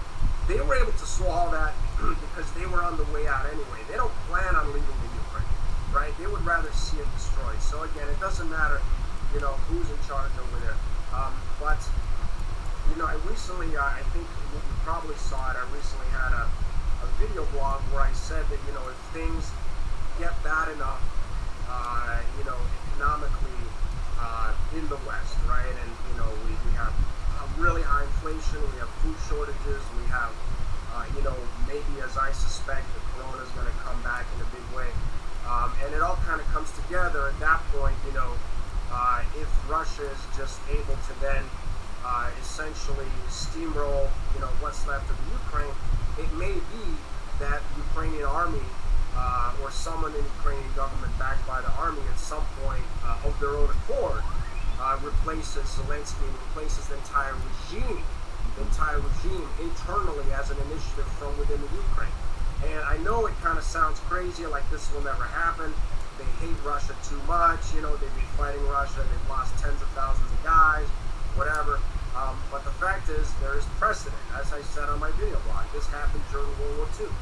You had countries that were, you know, Italy flipped like this within a couple of months. I mean, it was, you know, where they got invaded, you know, in Sicily, then in, you know, at Anzio, I think, and then afterwards, and then, you know, they flipped within a couple of months. You had this really tough fascist regime that just went over to the Allies, and all of a sudden they became an ally. And then, you know, the same thing happened with Romania. Romania was, you know, very sternly anti-communist state. They had this, you know, anti-communist dictator, Antonescu, I think is his name, and they sent a lot of guys to die in the USSR. They lost literally several hundred thousand men in Odessa and in Crimea and Stalingrad. You know, very, very big misfortune. They didn't do too well. And then when Russia came back and Russia steamrolled them, and then within a few months they said, oh, you know what? Germany's going to lose this war. We don't want to be in that boat. They replaced their government. All of a sudden became an ally of the USSR, and, you know, were then, you know, fighting on the Russian side against Germany. Not in a really big way, but still they were. And, you know, Finland flipped the same way. Finland never actually fought on the Russian side, but they started fighting Germany at the end of the war. I mean, regimes flip. You know, armies change direction. You're the enemy, now you're the enemy, and it's like, because, you know, as I like to say, people want a paycheck.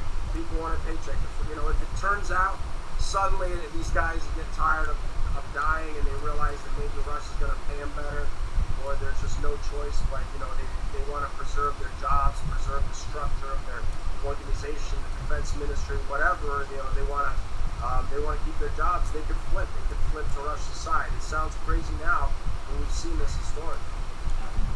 Speaking of paychecks, lots of Americans right now are struggling to, you know, use their paychecks to buy basic goods because of this inflation crisis that we're witnessing. you've been pretty on point with it all, calling balls and strikes with what is going on, discussing the fact that though the crisis in Russia and the isolationist sanctioned warfare that we've been pushing has exacerbated the issue, it wasn't the start of this crisis that we're now witnessing, and you can trace back what's happening now years and years and years.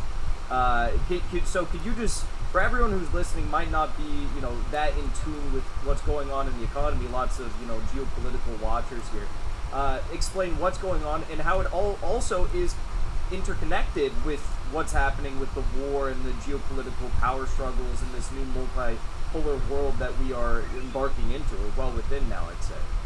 Yeah, all right. Well, let me start with energy. This is all open source stuff. I don't need to go on any special source to, but I kind of pull it together. And basically, with energy, you have this scissors crisis where you have now going on 18 months of a regime here in the United States that has been very hostile to the fossil fuels industry. Including refining and just the entire value chain in fossil fuels. And so essentially, all investment in these industries basically shut down, when the Democrats came in to power last year, because they talked some crazy stuff, we're going to shut you down, and, business listens to that. So you basically had, very few new wells and no investment in refining in 18 months and all that. And then that's coupled with this completely manufactured, geopolitical sanctions crisis, where now, because Europe doesn't want to buy oil from Russia, so now the U.S. is essentially releasing oil from its strategic petroleum reserves, which are oil being fungible, but nonetheless, most of it has actually gone to Europe, right? So now we're selling oil, both refined and unrefined oil products to Europe, because apparently there's a higher premium, higher margin, whatever, and now we don't have enough of our own, especially with regards to diesel.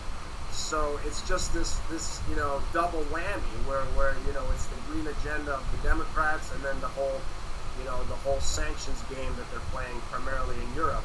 And at the same time, there's strangely enough, although the world is sort of teetering on the brink of recession, magically crude oil demand has not gone down, and so they're still struggling to explain that one.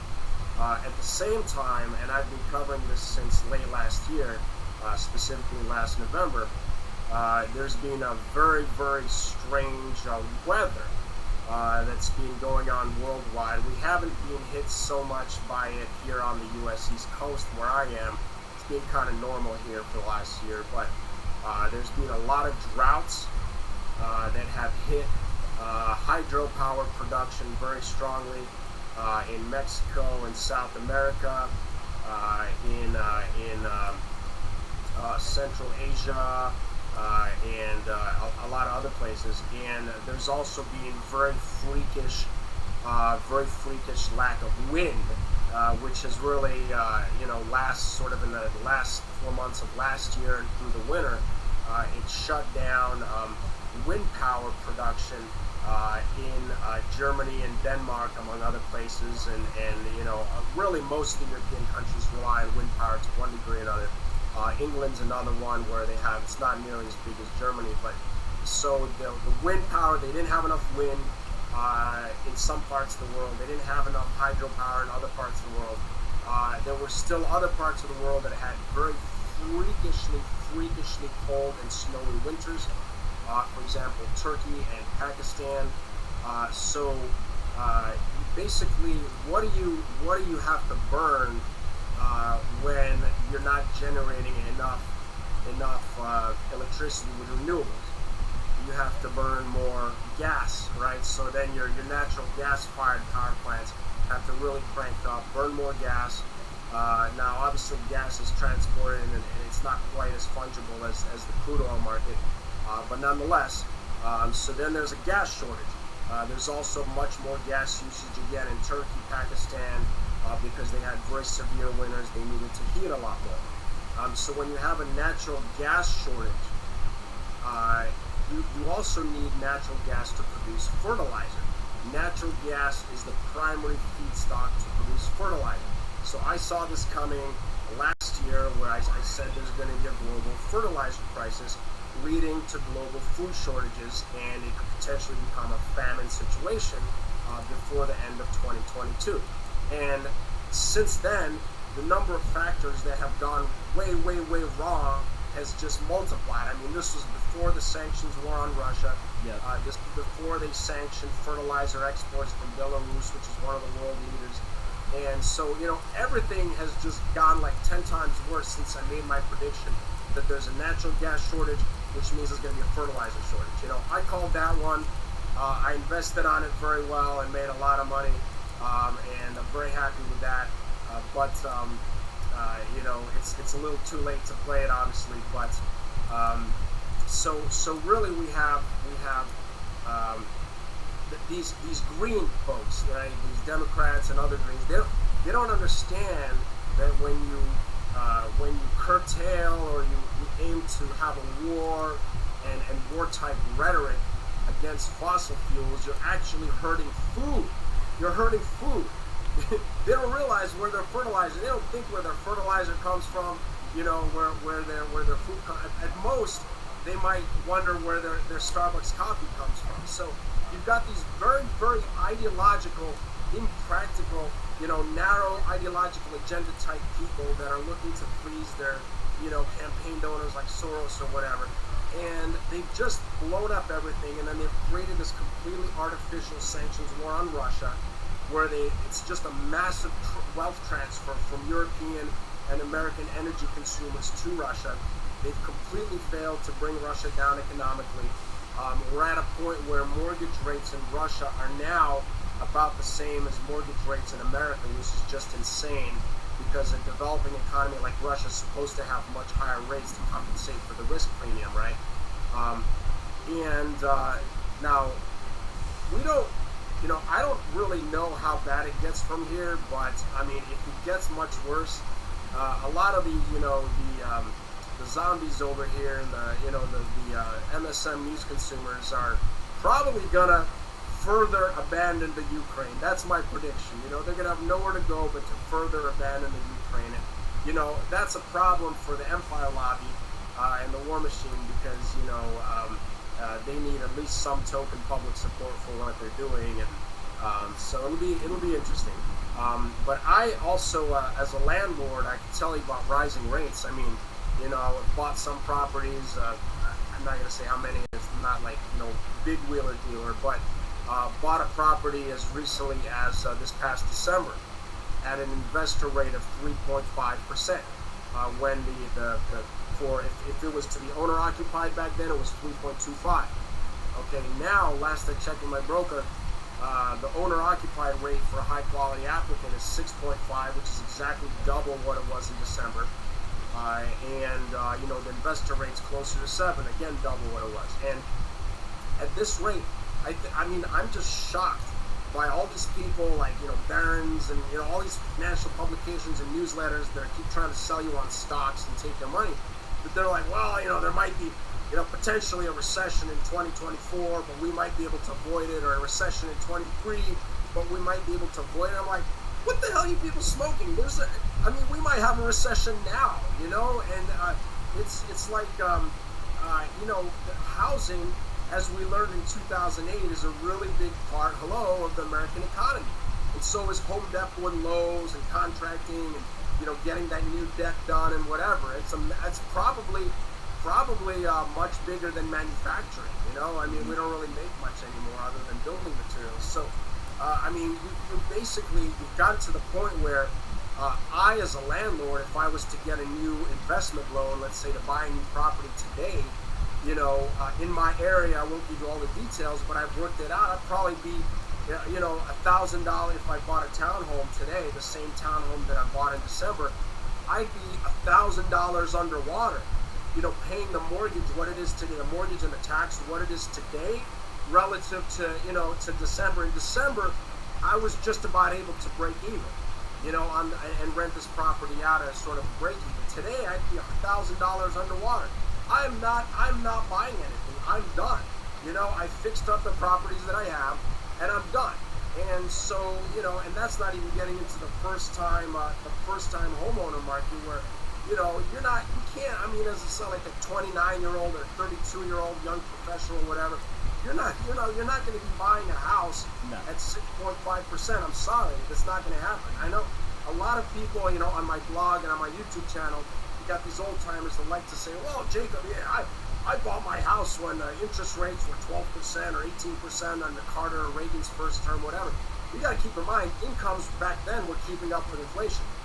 As were savings, bank savings deposits. I mean, they were almost keeping up with inflation. Incomes were almost keeping up with inflation. Now we got inflation and nothing's keeping up. So I mean, there's no way. I mean, this sector of the economy is primed to just shut down. I mean, I expect that. You know, I don't know what it's going to do to purchase prices. I'm not even going to speculate, but obviously not going to go up. But in terms of the knock-on economic activity from people buying homes and paying commissions and going to Home Depot and all that, that's gonna crash. I can tell you right that as a landlord, you know. So I mean, I think that a lot of these financial economy types, you know, that are writing for these, you know, stock blogs and, you know, Seeking Alpha and Barron's and whatever, man, they just want to get you hooked on stocks, and they're always saying, you know, that the recession is 2 years out or a year out maybe, but maybe we can avoid it. And, you know, Bernanke came out last week and said that, hey, you know, a recession is possible, but we can still avoid it. I mean, it's practically here now. I don't understand. Now, I don't have any, you know, I'm not an economist, but I'm in the economy more than a lot of people. And I can tell you that, you know, I would not go into the market today at 6.5 or 7% mortgage rates. I'm sorry. If they don't come down, you know, the real estate prices they're not gonna do well, and the knock-on effects are gonna be horrendous. I feel personally they're gonna have to, you know, when they see what this is doing to asset prices, they're gonna have to roll back their their anti-inflation drive, right? Mm-hmm. That they're trying to raise rates to bring down inflation. I'm of the opinion, I've conveyed this on my blog and my channel, that they're going to have to just give up.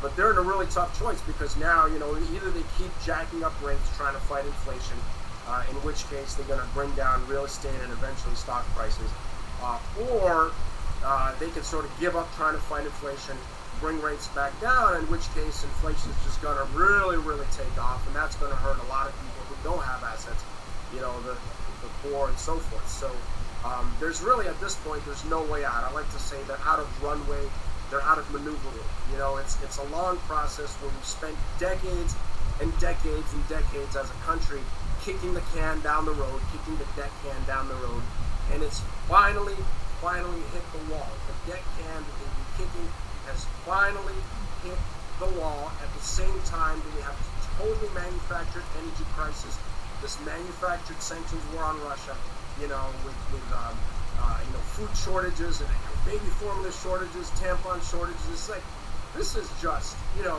this was sadly predictable, but it's a total cluster, man. I mean, I don't think that there's any easy way out. I think there's going to be a lot of suffering, and frankly, I think that, ultimately, Russia is going to come out on top in a relative way, and I think we're seeing that.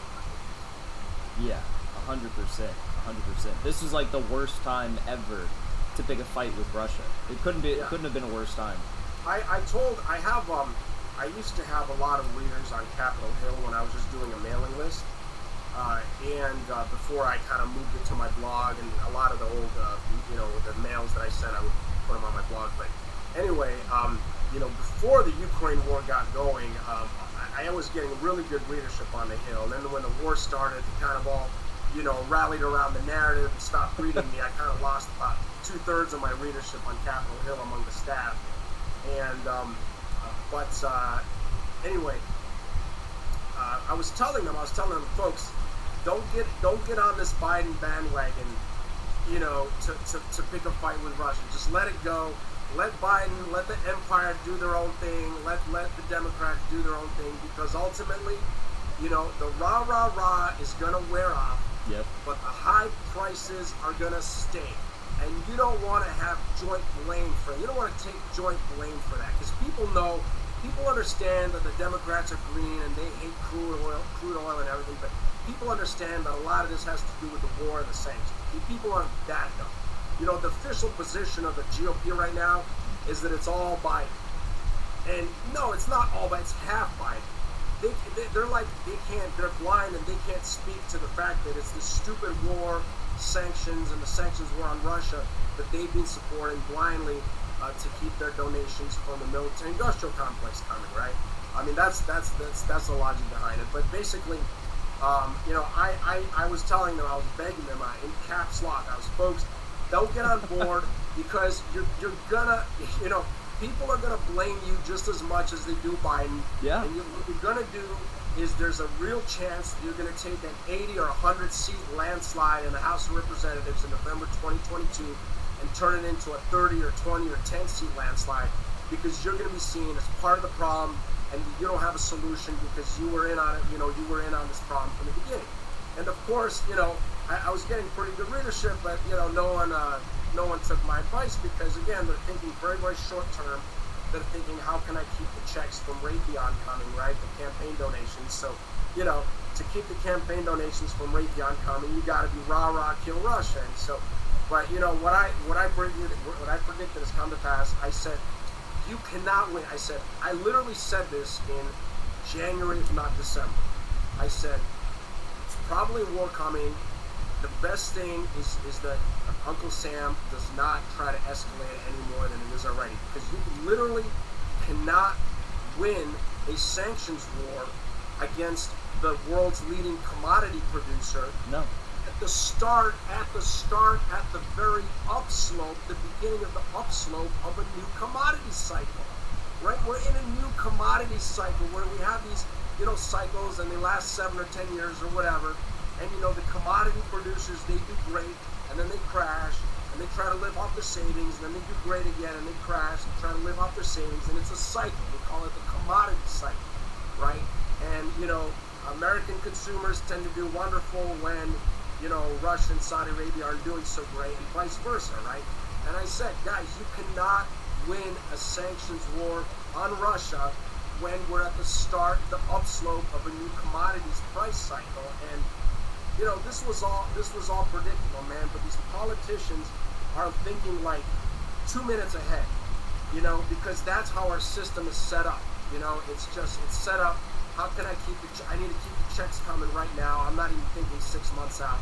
You know, I mean, you had Jody Ernst from Iowa voting to increase the price of fertilizer, man. How does that work? Like, how stupid are these people? You know, I mean, yeah. Anyway.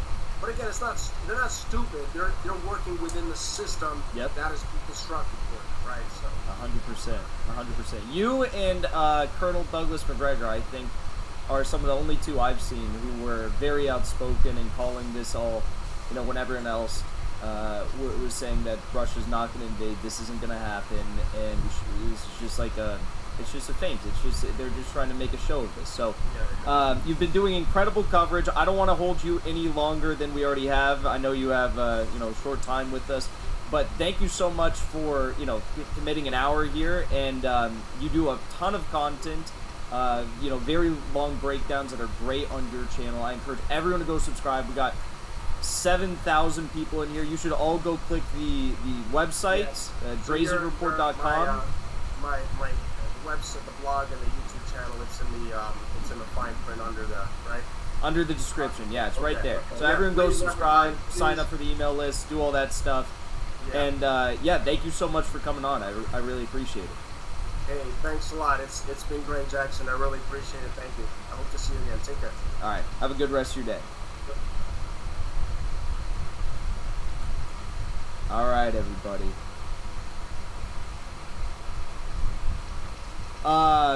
Thank you so much for being here. Thank you for tuning in. Everyone, be sure to subscribe to our channel as well. And Jacob Drazen, he does an incredible job. Great newsletter. Great YouTube show. If you haven't heard of him, he's been on the Duran recently. Happy to have him on our stream. I watch all his videos. And he does a great job breaking down the economic collapse. And better than I'd say pretty much anyone else I follow. When it comes to the economic collapse, he does a really good job of it. You know, the thing is, like, I've got a lot of like finance bro friends, and I got a lot of like real estate bro friends, and I'm 22. All my friends are pretty much like 22, 23, kind of right around there, right? And they're all graduating, like they just all graduated college, UCLA, USC, Santa Barbara, wherever, Brown, all over the place. And they're all like making their way into this world. They're trying to look for jobs. You know, they've done their internships. Some that are younger that are still doing internships, but a lot that have completed their internships, summer internships, like last year, the year before. Now they're in the marketplace and looking for real jobs and getting real jobs and working real jobs. And like all my real estate friends and all my finance bro friends, they're trying to make out what is currently unfolding with this economic collapse that we're witnessing, and it's just sad. Like, I'm never like holier than thou. Because truly, I'm just a layman observer. I'm just a political commentator, whatever. I don't know. I'm just witnessing what I see, what I report on, the global powers that are at play, the power struggles that we are witnessing, the multipolar world that we are now in. All of this stuff I'm witnessing, and it all combines for the analysis that we all kind of bring to the table. We all think of when we think of this economic collapse, and we see what's happening, right? And so many of these, you know, I'm speaking anecdotally. So many of these like finance kids and finance bros and real estate friends I have that I'm seeing, and they're just like they're just like, oh, this is what's happening. It'll be fine. This is what's happening right now. It's just a short term little, you know, they'll just raise interest rates. It'll be fine. It's like, what do you mean they'll raise interest rates and it'll be fine? Like, do you understand what's happening right now? Do you understand raising interest rate, what that's going to do to asset holders? Like, it's either way, whatever they do, it's going to collapse the system. It's just like, who are they going to hurt the most? And again, that's why I just think all of this stuff is so important. I obviously do talk about domestic politics and stuff, but I really do believe that the foreign policy, the power struggles, understanding who the commodity producers are, who aren't, what's at play with the EU, what's at play with NATO, what's at play with the US, our global hegemonic order, who are the rising powers, what are the BRICS nations doing, what's going on in the Indo-Pacific. This stuff is also important to understanding the world. That's why we focus so heavily on it here, and it's always been my main interest, but it truly is the driving force behind what's going on here at home. And, you know, you can really predict the future much better than if you were to not be aware of these things, obviously, by focusing on it. And, you know, in the United States, like, if you live in the I know we have a bunch of people here that aren't in the United States. I think, like, 60% of our audience is outside the United States here. But, like, if you really think about it, it's like when you're in the United States, if you've ever visited the United States, if you've ever lived in the United States, when you're in the United States, well, first of all, you're just geographically isolated from like everyone else. It's like it's the United States. It's just like here. It's not like we share two borders with Mexico, Canada, whatever, you know. And you really do lose sight of the rest of the world. You don't if you are not looking for this information, if you're not aware of this, if you don't know where to look. A, you fall into the mainstream media pitfalls, but B, you know, even then, you really don't get exposed to this stuff. So it's important to stay up to date with all of this and what's going on. Anyways, I want to say thank you to everyone who's sending in these super chats. It looks like you guys really enjoyed Jacob Drazen. Again, go follow him. Go subscribe to his YouTube channel using the link in the description and sign up for his newsletter. Jim Garrison, thank you for the tip on Rockfin. Interbastion, thank you so much for the $20 tip on Rockfin. Appreciate the support there. Let's see here. Pull up our YouTube. I don't know if the Rumble stream ever started. That may have gotten fucked up. It doesn't always work. It is what it is. Alright, and yeah, again, be sure to subscribe to our channel. Drop a like on this stream. Let me read these off.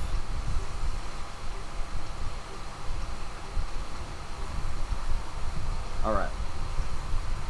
Got a few. So thank you to, I'll start here. Thank you to Liam for the super chat, Joseph, Ukraine has ethnic Russian Slavs, not ethnic Russians. We have over 100 ethnicities.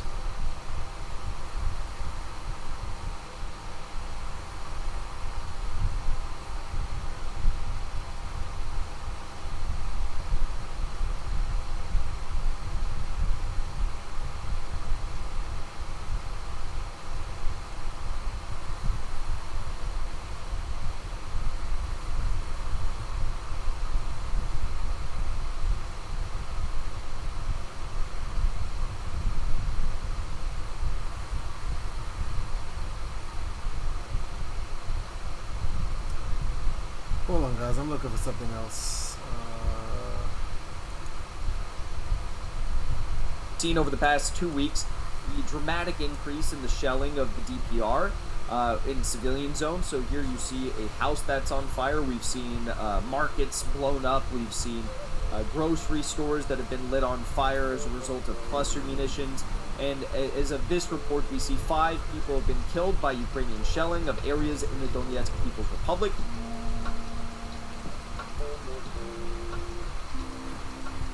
Throughout the war in Ukraine, we've seen Ukraine do a lot of really dumb things. I mean, if you really want to look at the war in its entirety, of course, you can't look post-February 24th onward. So Ukraine's done a lot of really unhinged things since then. You have to go back, though, to the start of the war.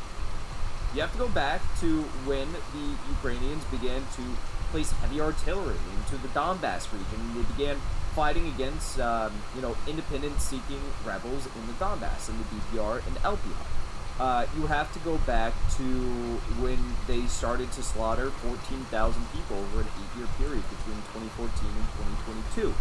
That's what you have to do if you really want to look at this war in its entirety. Now, if you're going to go back and you're going to look at this period, what's clear is that back then there were some serious efforts of trying to, regain control over this territory in the DPR and LPR. They're trying to establish proper defensive positions to make sure that they don't lose territory to DPR and LPR forces, and at certain times throughout the 8 years when there would be Russian forces there, although that was few and far between, they would try significantly to try and keep control over these regions, make sure that they don't break away, despite the fact that in 2014, 86% and 96% of the people in the DPR and LPR respectively decided to say that they wanted to form breakaway independent people's republics.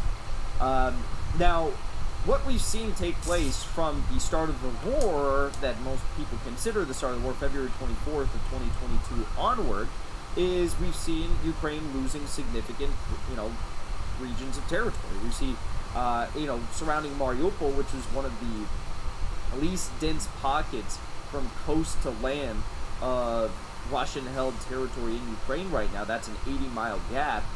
They've been able to establish a land bridge all the way up from the northeast down to Crimea. It's really incredible the amount of land that they've taken in the short period of time that they've taken it in. Compare that to what the U.S. was unable to accomplish in a full month of fighting in Iraq. I mean, it's just incredible. But what I'll say is, there is no hope now that Ukraine regains control of Donetsk or Lugansk. They're going to lose much more territory, even if this comes to a negotiated settlement. They'll likely lose Zaporizhia, Nikolaev, Odessa, and all of Kharkiv. In fact, there were some really big developments just over the past few days surrounding Kharkiv and the territorial gains Russia has made there. In fact, some of the fighters, some of the allied fighters with Russia in Kharkiv are actually beginning to now wear the Kharkiv People's Republics, or maybe that was in Persona. I forget where it was. They're wearing like the patches that have their flag on them. So, anyways, it just goes to show that when you see Ukraine shelling civilians in Donetsk or launching Tochka-U missiles into a Donetsk city center where there's no military staging, it's just a civilian zone, or when you see them, send 2 heavy artillery armed helicopters into Klamovo to go bomb civilian residential zones, or you see them go and do, where you do the illegal bombings, the cluster munitions. They do the cluster munitions in the DPR and LPR. These things are all just like they're just to try and provoke Russia further. They're just trying to piss Russia off. They're just trying to cause civilian casualties. There's no attempt at trying to regain territory. They're not going to regain territory by, launching cluster munitions on a civilian zone or anything like this. And one could also say that potentially this is an effort to try and distract Russia and get them to allocate more forces elsewhere, away from the front lines in DPR or in Kharkiv or in the LPR, wherever. There's basically two frames of mind. A, they're trying to just be, there's three frames of mind. A, they're trying to be genocidal maniacs and just kill civilians because they want those people, they've always said they want those people out of Ukraine. If you consider them, which they are, to be the ideological inheritors of people like Stefan Bandera, who say things like, we want to rid Ukraine of non-Ukrainians, we want to rid Ukraine of Russians and Jews, we want to we profess our support for the crusade of white nations in the world against Semitic-led subhumans. Those aren't things I say, those are the things that Ukrainian commanders and political leaders have said in the past few years. Then yeah, they want to get rid of these people. Second thing, they want to distract the Russians and get them to, reallocate forces from front-line fights to, protect civilians in these regions. And number three, they want to provoke Russia and get them to do something that might be catastrophic that would then cause NATO to intervene, right? So these are the, three things we can look at when we see Ukraine making these completely unhinged decisions, right? I want to show you some updates, and there's a really big update that we have surrounding Ukraine's indiscriminate attacks on civilian structures and civilian infrastructure and civilians themselves in Russian territory. Okay, so first of all, we've seen over the past 2 weeks the dramatic increase in the shelling of the DPR in civilian zones. So here you see a house that's on fire. We've seen markets blown up. We've seen grocery stores that have been lit on fire as a result of cluster munitions. And as of this report, we see 5 people have been killed by Ukrainian shelling of areas in the Donetsk People's Republic. The latter's territorial defense claimed on Saturday, adding that 12 more have been injured. Among the victims were emergency workers who came to put out the fires caused by the initial strikes, but then came under new fire themselves, resulting in 2 dead and 3 injured. So that's what you call a double tap. That's when you hit the people who are responding to an incident. Hitting civilians is a war crime. Hitting civilian infrastructure, that's a war crime. But if you're going to do double tap, strike, and hit the people, the first responders to the civilian strike, that also is obviously an egregious war crime, okay? So there you see an increase, as we've seen over the past several weeks, a dramatic increase, actually record levels of attacks on the DPR civilian zones there. And Pushilin asked for more Russian forces. I do believe that some Russian forces have been sent in from Russia to go and try to further protect the people there in the DPR, so we have that. And then we had this. Now, this was really, really insane. We saw this. Fire at Russian oil refinery after a Ukrainian attack. Now, we talked a little bit about this with Jacob Drazen. The incident occurred in the southern Rostov region, not far from the Ukrainian border. So this oil refinery thing that they had here, it's actually closer, I believe the statement was, it's actually closer to Odessa than it is to Crimea. So put that in perspective, right? You have Ukraine that is bombing this region, this oil refinery, which, by the way, it's a civilian oil refinery. It's not like this is an active military target. Like when Russia is targeting, oil depots, these sorts of things in Ukraine, they are cutting off Ukraine from the oil that's used for their military units, right? For their heavy artillery, their armored vehicles, their tanks, these sorts of things. They're not trying to cut Ukraine off from all energy. They could do that, but they're not doing that because they understand that they don't want to do that, right? That's just disastrous for the civilians. Why are you going to hurt the civilians? B, Russia still wants to maintain a degree of public support amongst Ukrainians. We've seen a lot of Ukrainians defect to Russia. We've seen a lot who come under Russian, governance in regions that have been taken by Russia, and they're happy to live there, much happier than they are to live under Ukrainian leadership. So they don't want to do this, right? They're targeting military infrastructure. Ukraine, in targeting this oil refinery, is targeting civilian infrastructure and the civilian workers who are on board this refinery actually working, okay? And the crazy thing is that, I mean, I don't... There's some talk about whether or not Ukraine meant to target this, whether or not this was a mistake, because obviously this region, this area, this oil refinery is closer to Odessa than it is to Crimea. Presumably they could have done this earlier on in the war if they had wanted to. The other question that, you know, I obviously ask is, why would Russia not be protecting this if they felt like it was under threat? So that also kind of leads me to the question of, like, did Ukraine mean to target this? I don't know. They've had a lot of misfires, a lot of bad intel in the past. It's possible this could have been another example of that. But let's read a little bit more. A fire broke out at an oil refinery in the southern Russia's Rostov region on Wednesday after it was hit by a Ukrainian drone. The blaze occurred at the Novoshchinsky oil refinery, affecting an area of around 50 square meters, and was quickly put out. The emergency services said there were no injuries or fatalities, they added. Oh, this might actually be... Is this another one? Oh my god, this is another one. My bad. This is the first one I was talking about. Let's cover this one first. Russia reveals number of victims from...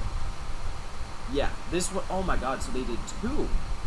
So I take back everything I said. This is not an accident. Now they've targeted 2 now, within days. So this is the one we covered with Drazen. I didn't even realize there was another one. Holy shit. Okay, this is the first one. It was published June 20th. Russia reveals number of victims from drilling rig strikes. The attack left 3 people injured and 7 missing. So this was the first one, and I knew there was people who were missing as a result of this. That number has then been increased. While the search operation continues, the head of Crimea said 3 people were injured and 7 are missing following a suspected Ukrainian attack on drilling rigs off the coast of Crimea. The head of the Russian region, Sergei Aksyonov, revealed on Monday. Earlier, he said that 3 missile strikes hit 3 separate rigs owned by this company, a company that develops offshore oil and gas fields. So far, 94 people have been evacuated. 15 servicemen remain guarding the operating drilling platforms. Unfortunately, information on 3 wounded and 7 missing has been confirmed. He stressed that the search operation will continue and the regional government will contact the families and friends of those missing or injured. Okay, so we have that.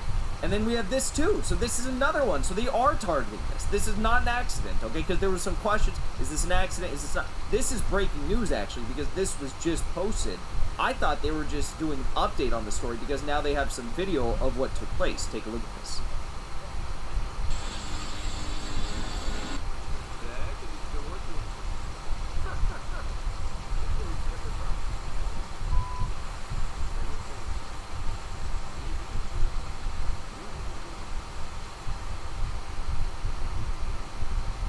Yep.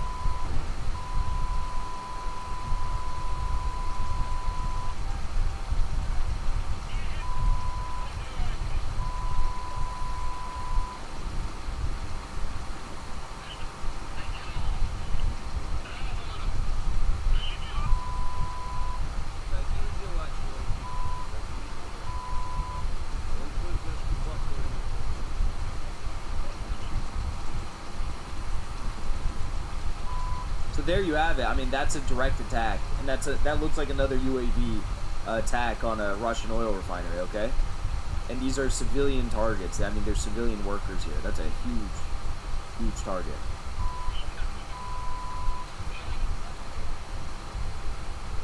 There's another view.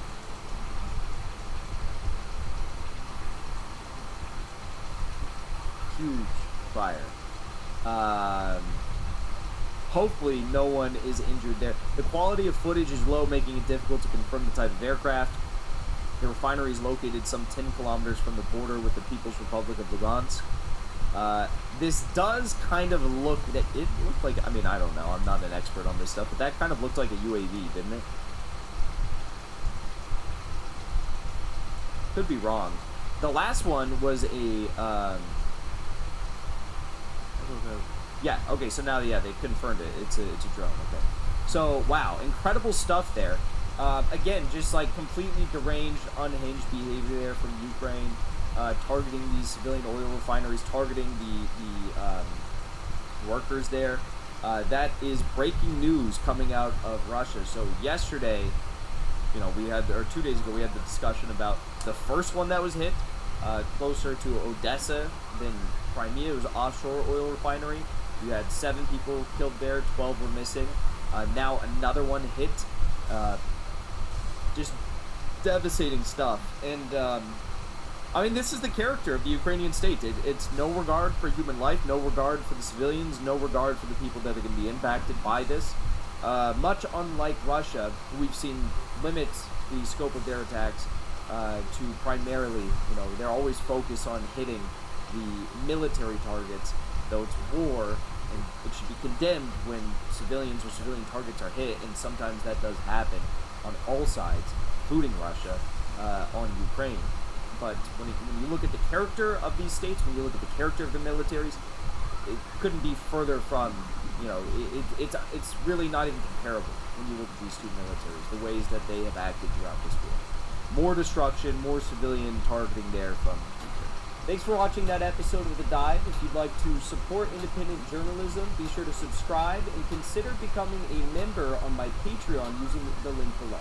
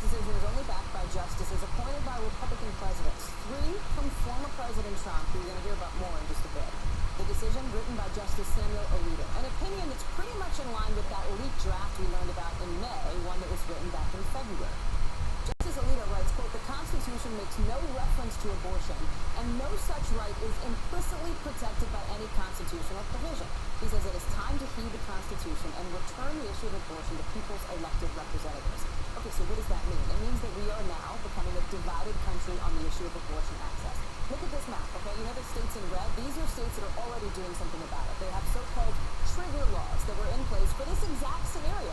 If the court did exactly what the court did today, that would basically flip a switch and move to ban abortion altogether. Some are total bans, no exceptions. Some have some exceptions for rape, incest, or the health of the mother. In 6 of those states, as we said, those bans are in effect right now. That is the lightning speed at which this has unfolded in just the past 7 hours in this country. You've got another 14 states that haven't outright banned abortion, but they have restricted abortion access significantly to viability, right? Less than the 24-week standard that Roe set. They're all candidates to go even further in their abortion bans. So that leaves 23 states, the states in blue you see on your screen, where abortion is right now still legal. Some of those states are trying to strengthen their laws, trying to boost protection, basically. Bracing for more women coming in, possibly, from states nearby, where abortion is going to become illegal. You should know here, too, the political backdrop to this. Most Americans, based on polling, don't support what the Supreme Court has done. Our most recent numbers here at NBC find 63% of Americans didn't think that the court should overturn Roe. Just 30% did. In just the last couple hours, we've heard from President Biden slamming the court and saying restoring this right is now up to voters. With this decision, the conservative majority of the Supreme Court shows how extreme it is, how far removed they are from the majority of this country. My administration uses all of its appropriate lawful powers. Congress must act. And with your vote, you can act. You can have the final word. So here it is again, live right now outside the Supreme Court, where protesters both for and against abortion rights are coming out, they are showing up, they are using their voices. That's one of the ton of angles we're going to be covering over the next 90 minutes, including the political reaction and live reports from states where abortion is now illegal. Well, let's start here in Washington with the man who covers this book, Pete Williams. And Pete, let me start with what is happening now as we speak. Just several hours ago, we saw Arkansas, I believe, become the latest state with one of these trigger laws to formally say, yes, abortion is now banned in our state, bringing the total, I think, to 6. Where does that stand right now? You're right, 6 and more to come. Some of these trigger laws say that the states could act immediately. Those are the ones we've seen so far. Some say they would act after 10 days, some after 30. So within a month, you'll see all the 13 trigger laws fall into line. And then the rest of those states that you had on the map earlier will probably ban abortion within the next several weeks after that. Let me go back to this decision by Justice Alito, who says abortion is not deeply rooted, as he put it, in this nation's history and tradition.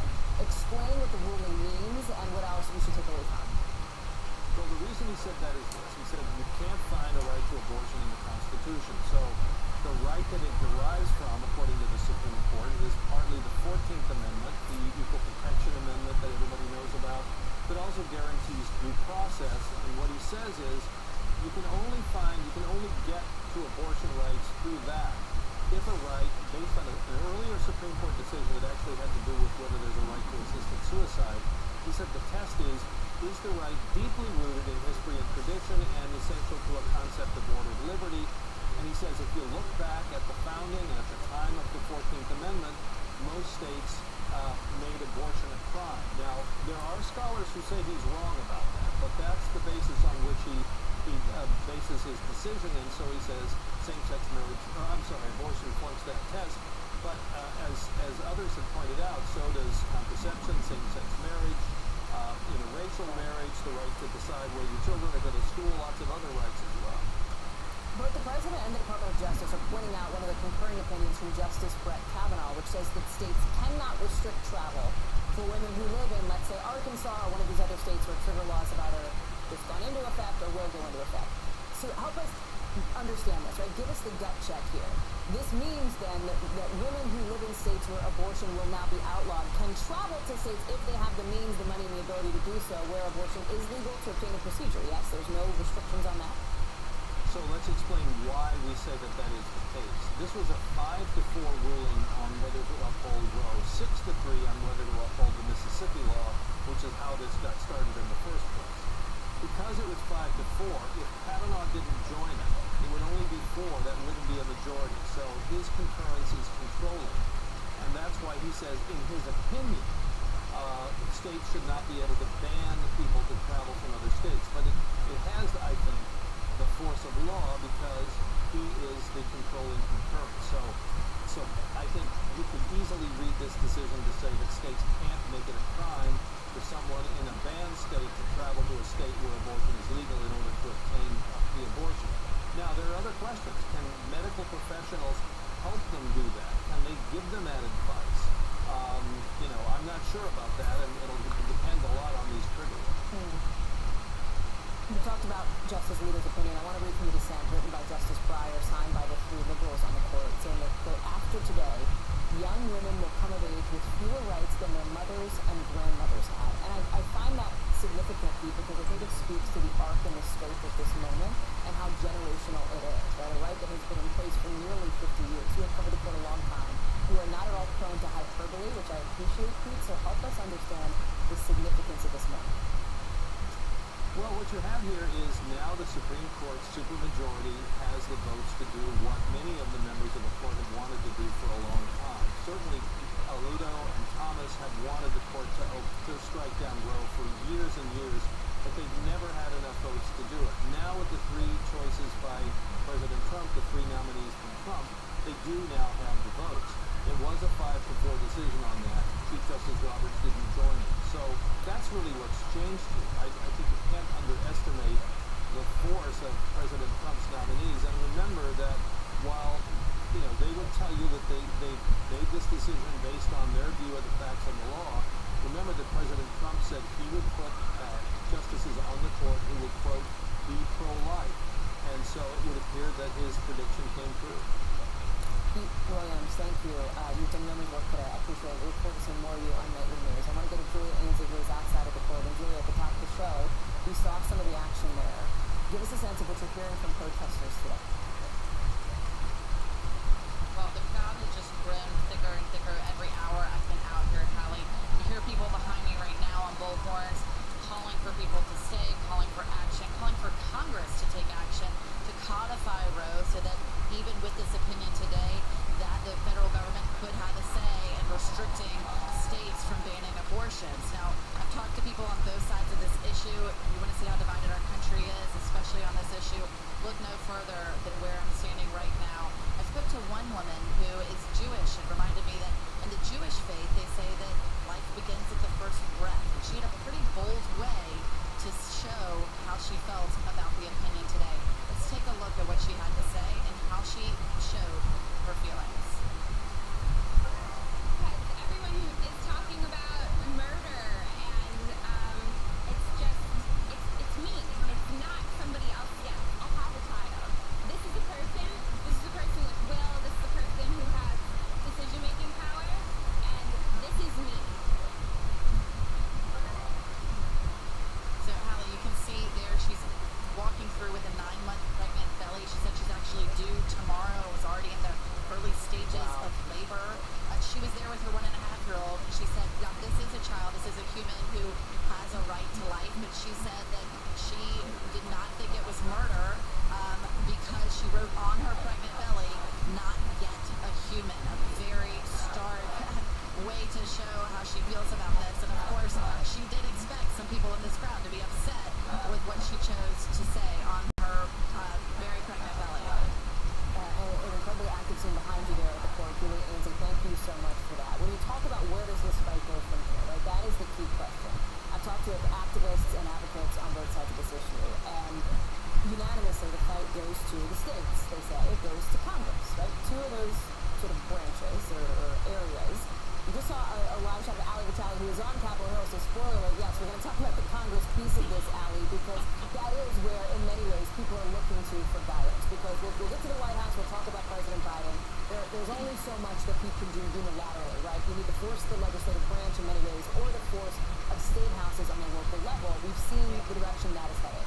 I want to start here by playing a little bit. I had a chance to talk to 2 members of Congress who have both spoken in personal terms, very personal terms, about what abortion access means to them. Representative Congresswoman Jackie Speier, Congresswoman Ayanna Pressley. I'm going to play a little bit of our conversation. How much do you believe this Supreme Court, as it is currently made up, could roll back where we are? I think it's a very real threat. That's right. This is not a drill. This sets a dangerous precedent that would allow the court to undermine other fundamental human rights. There's no that these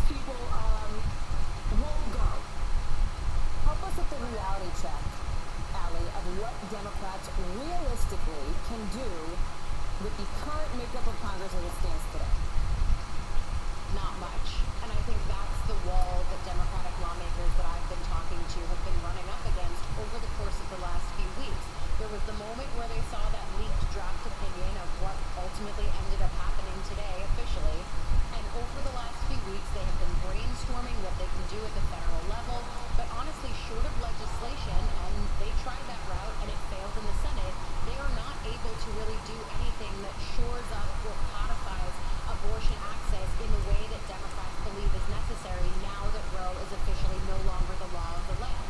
It's why we've seen senators ask the White House to do things like executive orders around the abortion pill, around ensuring that women can travel between states and have the resources to do that. One group of senators even suggested at one point putting a point person at Health and Human Services to sort of head up Propaganda channel I'm watching. Actually, I wasn't even watching the channel that I was finished watching. The news ended, and I was just trying to perfect that level. But damn it, man.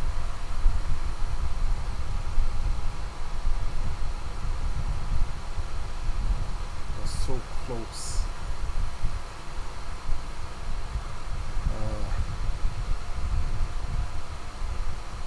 Boss man, what's going on?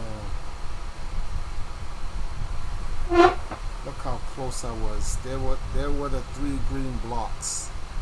What I should have done is I should have used the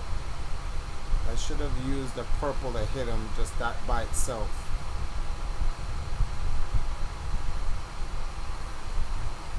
That was a mistake on me. How long I've been streaming? Almost 3 hours.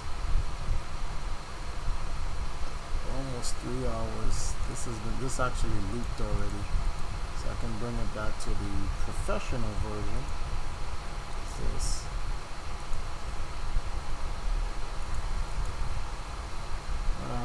Don't really care about the abortion issue. God's gonna take care of all of that soon.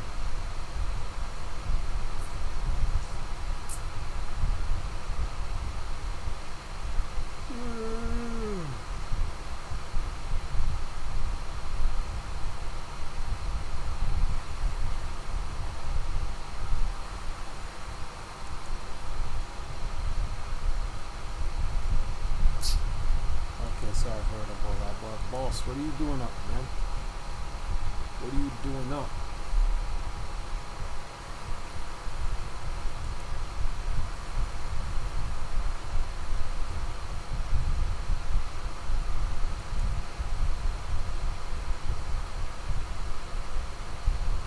Let me find another news to watch, guys. Give me 1 second. Probably watch one more. I'm actually trying to get. Let me see where we're at right now, guys.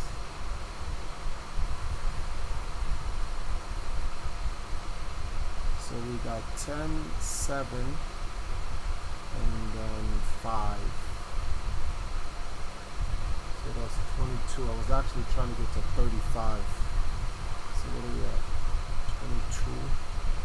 We need 8 and 5. We need 13 more bucks. I'm actually still in the room with Sean, but I got him on mute. Say the average is sleeping and Jay getting bounced.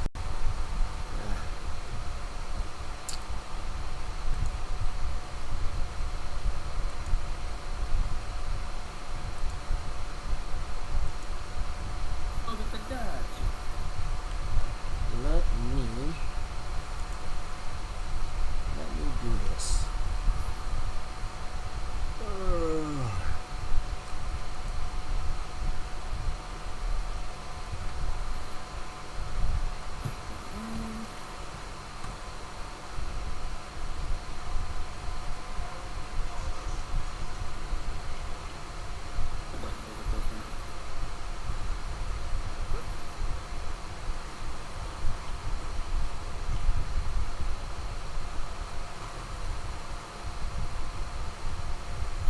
Okay. Let's see, which one is this?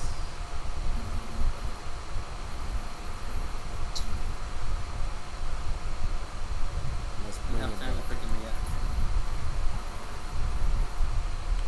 Get back to the Tetris.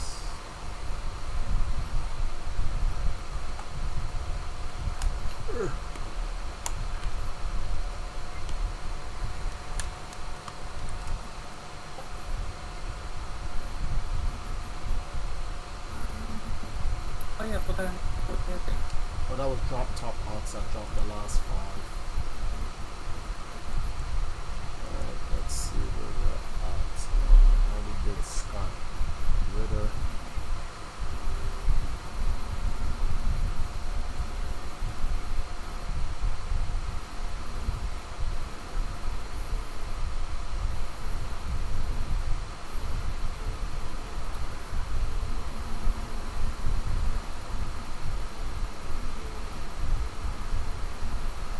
That's 2 days ago.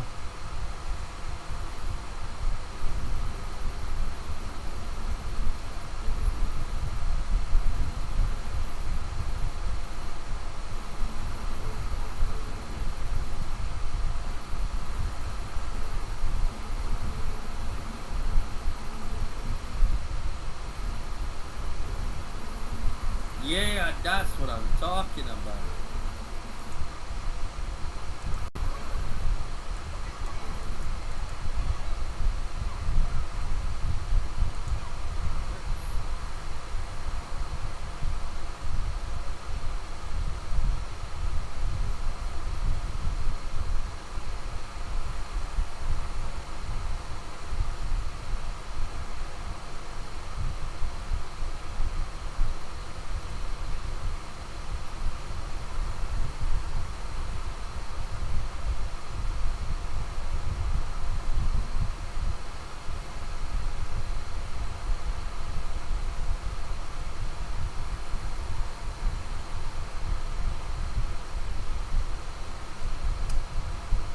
Okay.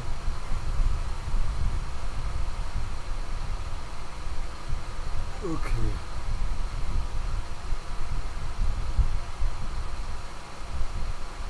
Let's see what Al Jazeera is saying. And I'm really not an Al Jazeera fan. They talk a lot of bullshit, but yeah.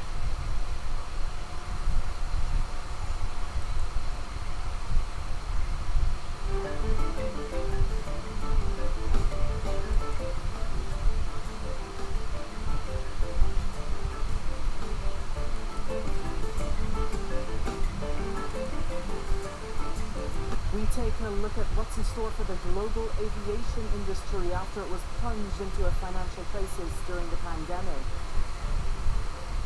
And this year's Qatar Economic Forum saw movers and shakers descend on Doha. Top of the agenda, the global economic recovery. Plus, we count the cost of protecting hundreds of thousands of homes and businesses as rising sea levels threaten communities in the UK.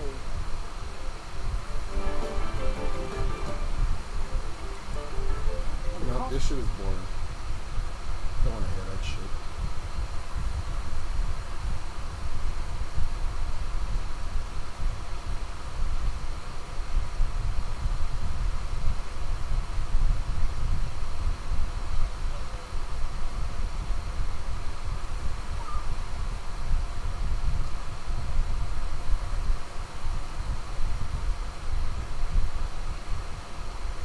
Oh boy.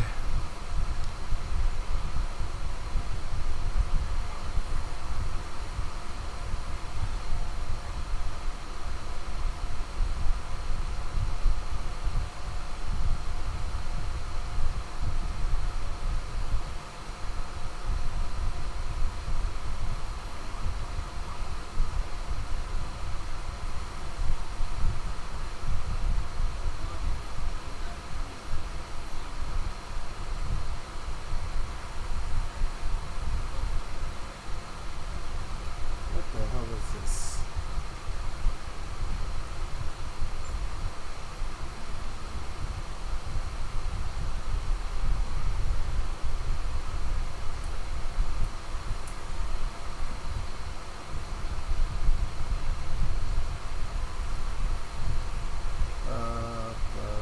Biden's sad day. Historic abortion ruling. Don't care. Andrews government must defend Albert. Don't care. We are watching everything collapse. Redacted. Uphold Roe. Oh, that's Roe versus Wade. Damn, what? That's a new thing now? Roe. Everyone just. This is crazy.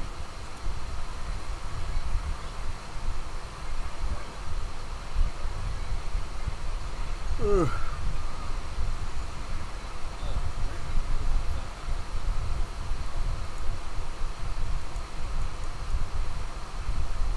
you say, Rashawn? I'm just streaming. Okay. Russia phobic hysteria. That was 2 days ago. Don't care.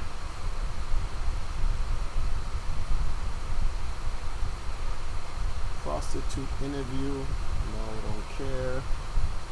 Don't care about the boys. Global outrage over Supreme Court ruling. Who cares?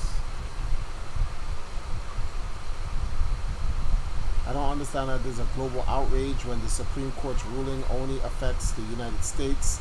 So why the hell is anyone else in another country even care? That's like us in Jamaica giving a shit what U.S. laws are made. Doesn't have nothing to do with Jamaica. Well, yeah, it's not doing Jamaica. Let's do it in the United States. Right now, there's going to be a mass exodus of people that simply just leaving the country. Kind of started already, but yeah. If you want to have your abortions and your irresponsibility and blah blah blah, then go see the country. That's whatever.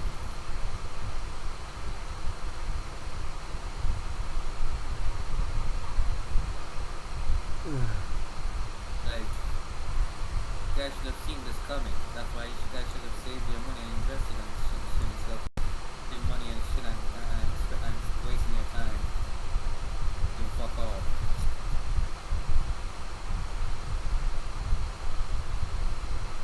Oh, but it's all about the YOLO restaurant. Yeah, that's what I got you. Okay.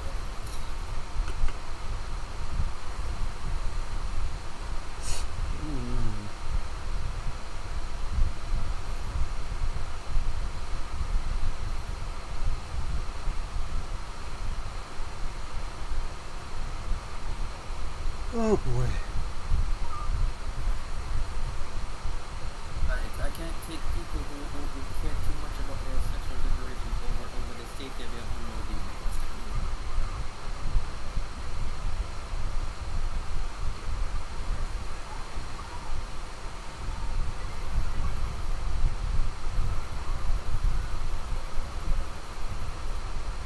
Oh boy. It doesn't look, I think it looks like we're going through all the news. Probably have to wait till Monday before we get anything new.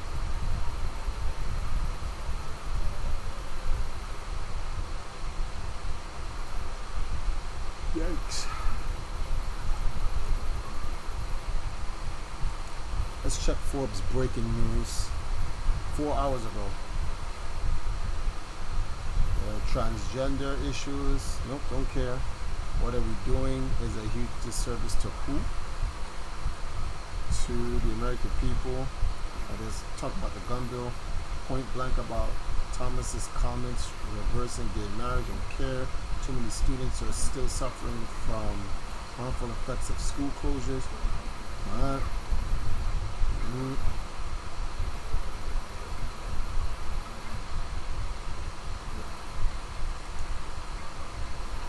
Pelosi calls out Mitch McConnell.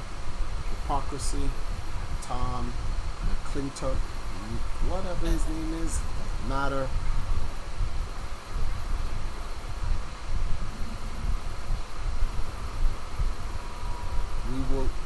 We will be even more democratic in the long term impact.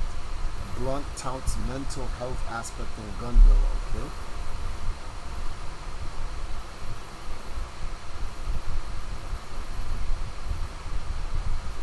Is it targeting me? It's just ain't shit on the news. It's all propaganda now. Yeah, I guess this is it. How long I've been streaming? 3 hours now? Yeah, guys, I'm gonna wrap it up. I think, yeah, this is about it. I want to give a big shout out to Moses